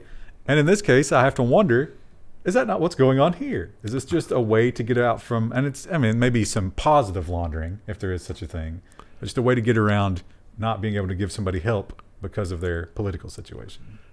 Edward Snowden's NFT self-portrait sells for $5.4 million in charity auction. What this article doesn't mention is that, Snowden also wrote a book. He doesn't get royalties from the book either. The federal government was very quick to move to seize any profits at all from that. And he's not going to get any monetary benefit from this either, just because it's like he's already played that game. This is all going to charity. But it'll be interesting to see if they try to seize it anyway. We might. Well, you're not allowed to make money off of a crime. And they're saying his crime is treason. So I guess legally they do have some ground to stand on there. But this is just a picture of him. It's like, is he legally not allowed to make any money for the rest of his life? Seems like it. I don't think they want him to live, much less make money. I'm surprised he hasn't been whatever the U.S. equivalent of polonium is. One thing I've learned over the past 2 years, and I'm basing this on everything I've read on the internet, I've learned that whiteness is bad. And this is not a very woke article. And it's destroying the earth. And yet, now I learned from The Guardian that perhaps it is whiteness that is the only thing that can save us. And we just got demonetized. Whitest ever paint could help cool the heating earth, a study shows. So this paint reflects 98% of sunlight, as well as radiating infrared heat into space. So it's reflecting infrared, so it reduces the need for air conditioning. So let me tell you, the building here, we switched from a black tar roof to a white roof, and it reduced the air conditioning energy load by about 70%. What are you saying? Oh no! What have I done? Chrissy, you are Cancel. constantly... Roll it back. Cut. Chrissy, you're constantly at war with the sun. Are you just going to drape yourself in this? No, I'll just continue, wearing long sleeve shirts and, covering myself in paste like Mark Zuckerberg. And only feeding at night? Yes. But that is cool. That is a neat material that they're able to do that, because normal white membrane doesn't reflect infrared. Chrissy, you should get some of this and get some Vanta Black and do like an art project with the two. How cool would that be? Just drape you could do like a roof, half of that, half in that. Though I think we would know immediately what would happen. We would know. Yeah, one side of the building would be hot. Unbearably hot.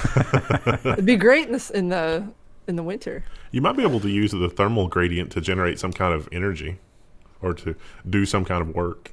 Have water moving somehow? Yeah, maybe. Like cycling. Do you remember what the date is when they're going to declassify this? I thought it was supposed to already happen. Summer, right? Yeah. Soon, if not already. So we might get more information about this. But in the meantime, I guess this happened in 2019, but it became popular this week for some reason, and it forced them to talk about it. The Defense Department confirms the leaked video of an unidentified aerial phenomena is real. This looks an awful lot like the shape that was in that U.S. Air Force patent where they were talking about superluminal acceleration and stuff. The shape of this craft seems awfully similar to that. Or it could also be a lens artifact. When it comes to when the coming alien war starts and we have to choose a side, are you going to choose Team Hot Dog or Team Pyramid? Probably Team Pyramid. I feel like I'll go with Team Pyramid as well. Krista? The triangle is the stronger shape in terms of like constructing furniture and buildings. Yeah. So I'm going to say that's true of the aircraft as well. It's more load bearing. I like that about it. Something It's easy to make on a t-shirt so they can identify me as a member of their team. And a cool triangle pyramid tattoo, that's cooler than a hot dog tattoo for being sorted. Yeah, definitely Team Pyramid. Engagement challenge. I love including these stories because this just keeps escalating. And the rampant deaths that keep resulting from it are not slowing anybody down. Where does this madness end? I'm not going to say that for fear of demonetization. The awful blast that rocked the NH town was a gender reveal explosion, police say. The person responsible has turned themselves in. It was apparently a lot of tannerite. They used a lot 80 of pounds. And made a very large explosion. One tweet, someone claimed it cracked their foundation in their home. Wow. Could this headline go on Mike Lindell's social media? No. Is that the Lord's name in vain? Krista, you rule on that. Is this okay for, what was the name of it? Frank. Can we post this on Frank? No, you could not. He also has something against Nietzsche, so, you know. I think a lot of people do. This is definitely my favorite headline of the week. And I constantly, listen, it's nothing but Nestle water in here. And I just like the flavor of it, but I like to trigger people by talking about what a good company they are, knowing full well that they are slavers and one of the most monstrous corporations to ever live. And Amazon, I mean, we've just spent a lot of time talking about Amazon. Every week. So this headline, like, what were they thinking? Reuters reports that Amazon and Nestle have joined together in a public-private plan to save the world's forests. From themselves? There's a lot of words in this article, but like, you know, with their combined economic power, they could just go plant a bunch of trees. And that seems way less complicated than what they're proposing here. They could just buy the Amazon. Here's an idea, Amazon. Please make it easier for me to do eco-friendly packaging instead of having to email someone and then never get a response. That's going to be a profit center, that. Krista. You can't really trust them to do that. So I guess they're going to throw some money at that situation. But Probably again, for a tax break. Just plant a lot. What was it? It was like a kid in like the Sudan or somewhere was just like, I'm tired of all these platitudes from these companies. I'm just going to get a bunch of villagers together and we're going to go plant a bunch of trees. And he did. And it worked. And it's great. They did like the drone shotgun tree farm. Remember that? Yeah. That worked really well too. We need those people. Those people need to be in charge, and there need to be monetary fines for these companies if they're just screwing around. But you can't, when you plant trees in an area, you can't develop it and you can't farm there. Well, that's the And idea. that's why they're, but we need, listen, the population has to be fed. In order for us to save the Amazon, we're going to have to raise this one part of the Amazon so we can really like get started properly. Exactly. Yeah. To put this fire out, we got to start a smaller fire over here. Actually, that is a way you put fires out. I shouldn't use that example. Engagement challenge, actually. And this story points out something that I think is one of the biggest issues in our time, and that is the fact that we cannot trust scientific papers and research because it is bought and paid for, and they have no shame, and apparently they don't think anybody's ever going to read these things because this is insane. Scientific paper claiming smokers are less likely to acquire the thing responsible for our current global situation has been retracted over tobacco industry links. Analysis of the paper identified several biases which may give the false impression that smoking is protective. Now, this is one of those correlation is not causation things. This is like the first thing you learn when you do research, right? Literally lesson 1. Some scientists said this. Was Mike Lindell one of those scientists? They figured out that you have a less chance of dying or getting or whatever, or paywalled, 23% less likely to be diagnosed if you are a smoker. Correlation is not causation. I don't think it's the cigarettes that's saving you. But they certainly did. It didn't stop them putting that in this paper. It's a dimension of horrifying. Even if it did save you, That's kind of like saying that you can, if you're on fire, you can put yourself out by jumping off a building. Technically true, but doesn't really solve a problem. It's listing the cause of death here as pulmonary emphysema. Oh, but it was exacerbated by. Now let me throw out a little scenario for you, because how many times have you found yourself in this situation? I know I find myself in this situation countless times. You got a new phone, right? Right. You want to see how good the camera is, because they're always saying, oh, we added all these new like filters and all this special new equipment. This camera is amazing. And you just have to test it, which is all this poor guy was trying to do. Man claims he took upskirt videos to test the quality of phone camera. This is from the Singapore Straits Times. And he is going to prison for 11 weeks. And it's really not terrible, considering that it could have been years. That's a pretty light sentence in Singapore, because they do not mess around with this kind of thing. Yeah. He was watching online. The article seems to suggest that he was trying to figure out if videos that he was watching online were real or staged, because he didn't believe that the video quality could be that good unless it was staged. Not sure if I buy that excuse. I think he might have just I been don't a really creep. buy that either. Krista, what level of awareness do you have? Like when you're wearing a skirt, is that always on your mind? Even when I'm not wearing a skirt, I'm paying pretty close attention to strange men when I'm out in public. Well, but I mean, the upskirt wouldn't be a thing. I don't think upskirts are quite as. Maybe they are, but I don't think they're as popular here. They seem to be popular in Asia, where you're on like tiny trains. Krista, the comments are going to correct you so hard. Yeah. My general rule of thumb, especially since this started, but even before, was just don't be around strange people. Well, that's pretty good advice. I mean, yeah, personal space is important. That's fine here in the good old red states, Krista, but what if you're on a subway or a bus or something? That's why I think it's probably more prevalent in different areas, but... Yeah, if you were that close to somebody around here, they're already going to be a little uncomfortable with it. Yeah, it's like, please back away. Here's another headline, and this goes with the gender reveal headlines. It's at the point where it's just like, God, what is wrong with us? Why are we like this? Perth trans teenager given 2 funerals after parents argue over gender. So they had there's going to be 2 burial plots and 2 funerals. Yeah, this is just completely unnecessary. Do you think it was a suicide? And there's no introspection from the parents. It's like, do you think maybe this is what drove them to that? Maybe. So the mother supports after transition. The father says that it should be pre-transition. And there was even arguments as like, well, why don't we just put both names on there? And they could not come to It's very sad. agreement. Yes. Yeah, it certainly seems like the easiest thing, like easiest compromise for everyone would have just put both, but... Add that scenario to the list of conversations that you have with somebody before you get married. I don't know. You know, people are never going to agree on what the correct thing to do in this situation is. But I think we can all agree that those 2 people should never breed again. Yes. And we talked about the AI, the facial recognition, the algorithm, and the bias.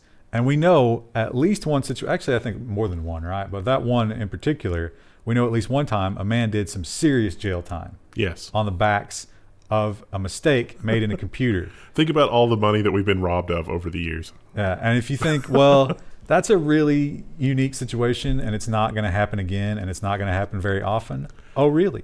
Egregious. 39 UK postal workers have convictions quashed. So this has been going on for 20 years. This is our dark future right here, ladies and gentlemen. This is, it's incredible. They were using, these were people who worked in the UK postal system. And so you handled money and money orders and stuff like that. The software would occasionally report somebody coming up as short. And so it's like, oh, they're stealing money, they're laundering money, they're doing something. No, it was an accounting system glitch. It took them about 20 years to figure this out. And so there's like 70 some cases in all, and they're going back to fix all of them. Some people have been in jail for a very long time. A lot of people have lost their retirement. Some people have died. You know, these are the algorithm is not infallible, and the Postal Service was like, no, we've audited our software. It's really great. And it turns out not so much. No. Man, you know what they need? They need one of the USPS social media teams like we have to investigate this kind of thing. Yeah. It was enough, the accounting system generated enough quote-unquote evidence to get these people convicted. And maybe some of them actually did steal money, but this is our dark future right now. When the algorithm decides that you're guilty, there's no recovering. How good do you feel if you're the one guy who actually spent money and now you're finding out it's like, oh, I get to go home? Oh, yeah, you did make a mistake. They're also so far they've only offered them 22,000 pounds as compensation. And if this happened to me, I would, if I had to go to like law school and spend if I had no other purpose to live other than to make their lives miserable, I would do it. But, I'm that vindictive. I gave that answer in my computer science ethics class, and I was the only one. Everybody else eventually gave in to that monster. She was like, no, it's wrong to do that. But I held my ground. To be vindictive? To always retaliate. Oh. Even if it hurts you. Krista, this story is from... The world's loudest truck just passed by. I don't know if you guys heard that. We did hear it. This story is from 2017, Krista. We will be deleting it. I did not notice that. Yeah, it's a great headline. There's no pictures, though, either. It's 2017. We can't have it. It's a shaved cat story, John. And the next story is great. Also, the shaved cat story, like all the jokes are too obvious, right? Yeah. But now this is something that I do think about a lot. Because you have two cats. Because I have two cats, and little Crouton has a bit of a problem. A stinky butt sometimes. I think what happens is like he'll do his business and then something exciting will happen, or I'll come home or something and he doesn't have time to clean himself properly. Eventually he takes care of it, but there are those, like 2-3 hour periods where I'm petting him and I'm like, oh God, is that you? And then I actually, it's like the things you do as a cat owner that you never thought you would do. I'm like, I'm getting down there. It's like, oh, it is you. And you have to think about, it's like, well, what is he doing during the times when that is the case? Because he's in my house. Maybe now we have the answer. Just how many surfaces does your cat's butt touch? A 6th grader's science fair project has the answer. This is amazing. Now, I do think there might be a little bit of pet abuse here. A little bit, yeah. They used non-toxic lipstick. But just painted it right on there. I mean, the cat can't enjoy that, right? Oh, my mom's cat had its thing. It had 3 teeth pulled. How's it doing? It's doing okay. It's a little groggy still. How long? When did that happen? Yesterday. Oh, okay. Well, we don't know yet then, right? Yeah, that's what I was checked on it this morning. That's why I'm covered in cat hair. Oh, because it was still a little agitated from having his teeth pulled. Always covered in cat hair. And maybe poop. Well, the article said no. Mostly you're okay. And hard surfaces. Short hair. My cats are short hair. Yeah. Hard surfaces were pretty much immune, but softer surfaces like the bed and the couch, probably a non-trivial. Covered in poo particles. Yeah. Unfortunate. And Krista, I can only imagine that you are the one who's going to have to give us insight on this story. I definitely did not think that this was a problem among women, but I have no idea. The tampon removal glove created by men that got investor backing is an example of a broken system. Here's a crazy idea. Every time you go to the bathroom, you should wash your hands. If you have any problems with this, just wash your hands afterward. Why do you need a glove? But they also pointed out that whatever this glove costs, it's likely to be considerably more than a single nitrile glove that you could just keep in your purse. But in this one, the nitrile is not pink, which is, that's how you know it's women. I guarantee you can find pink nitrile gloves. Oh, I'm sure. I just don't understand it. It's your blood. Do your business and then go wash your hands. What's the problem? The article goes out of its way to point out that yes, that is yeah. But but these guys were like, look, we're so clever. I wonder if the producer of the TV show was like, I'm going to put this out there to get some controversy. And then an investor, the rich people were like, oh, that is a good idea. And it's like, is it though? I think there is some level of that, but it's just the whole gender is hot right now, girl power, that type of thing. But it's got to be like the Gwyneth Paltrow thing, right? We should do a comedy skit that's like toys from the 70s on one of these reality type TV shows because I want to see the lawn darts one. It's like, you know, you got this really heavy thing that will definitely impale a kid. It's like you throw it in the air. It's like, oh no, you're just supposed to gently toss it. But yeah, but what happens if you throw it really high up in the air? And it's like, oh, well, some people could die. Well, that sounds great. Saturday Night Live did that. Have you seen Dan Aykroyd? And he's like the shyster toy salesman. And he's bringing out the new line of toys. And he's like, oh, yeah, bag of glass. I got a bag of glass. Kids love it. And then a teddy bear with a chainsaw in it. You know, it's just like really dangerous stuff. I've only seen the Amazing Laser and Happy Fun Ball. And those are, I was laughing until my eyes were watering. Do not sell to Arab terrorists. Well, we've learned a lot this week. I think most importantly, we've learned that Faygo diet soda does not stand up to the test. No. And that it leaves orange stains on everything. Still there. Human flesh. Still there. We should do an update when we do the stream later and see if it's still there. So, Krista, give us a unremovable orange stain goodbye. Oh, wow. That really... You could take that political, couldn't you?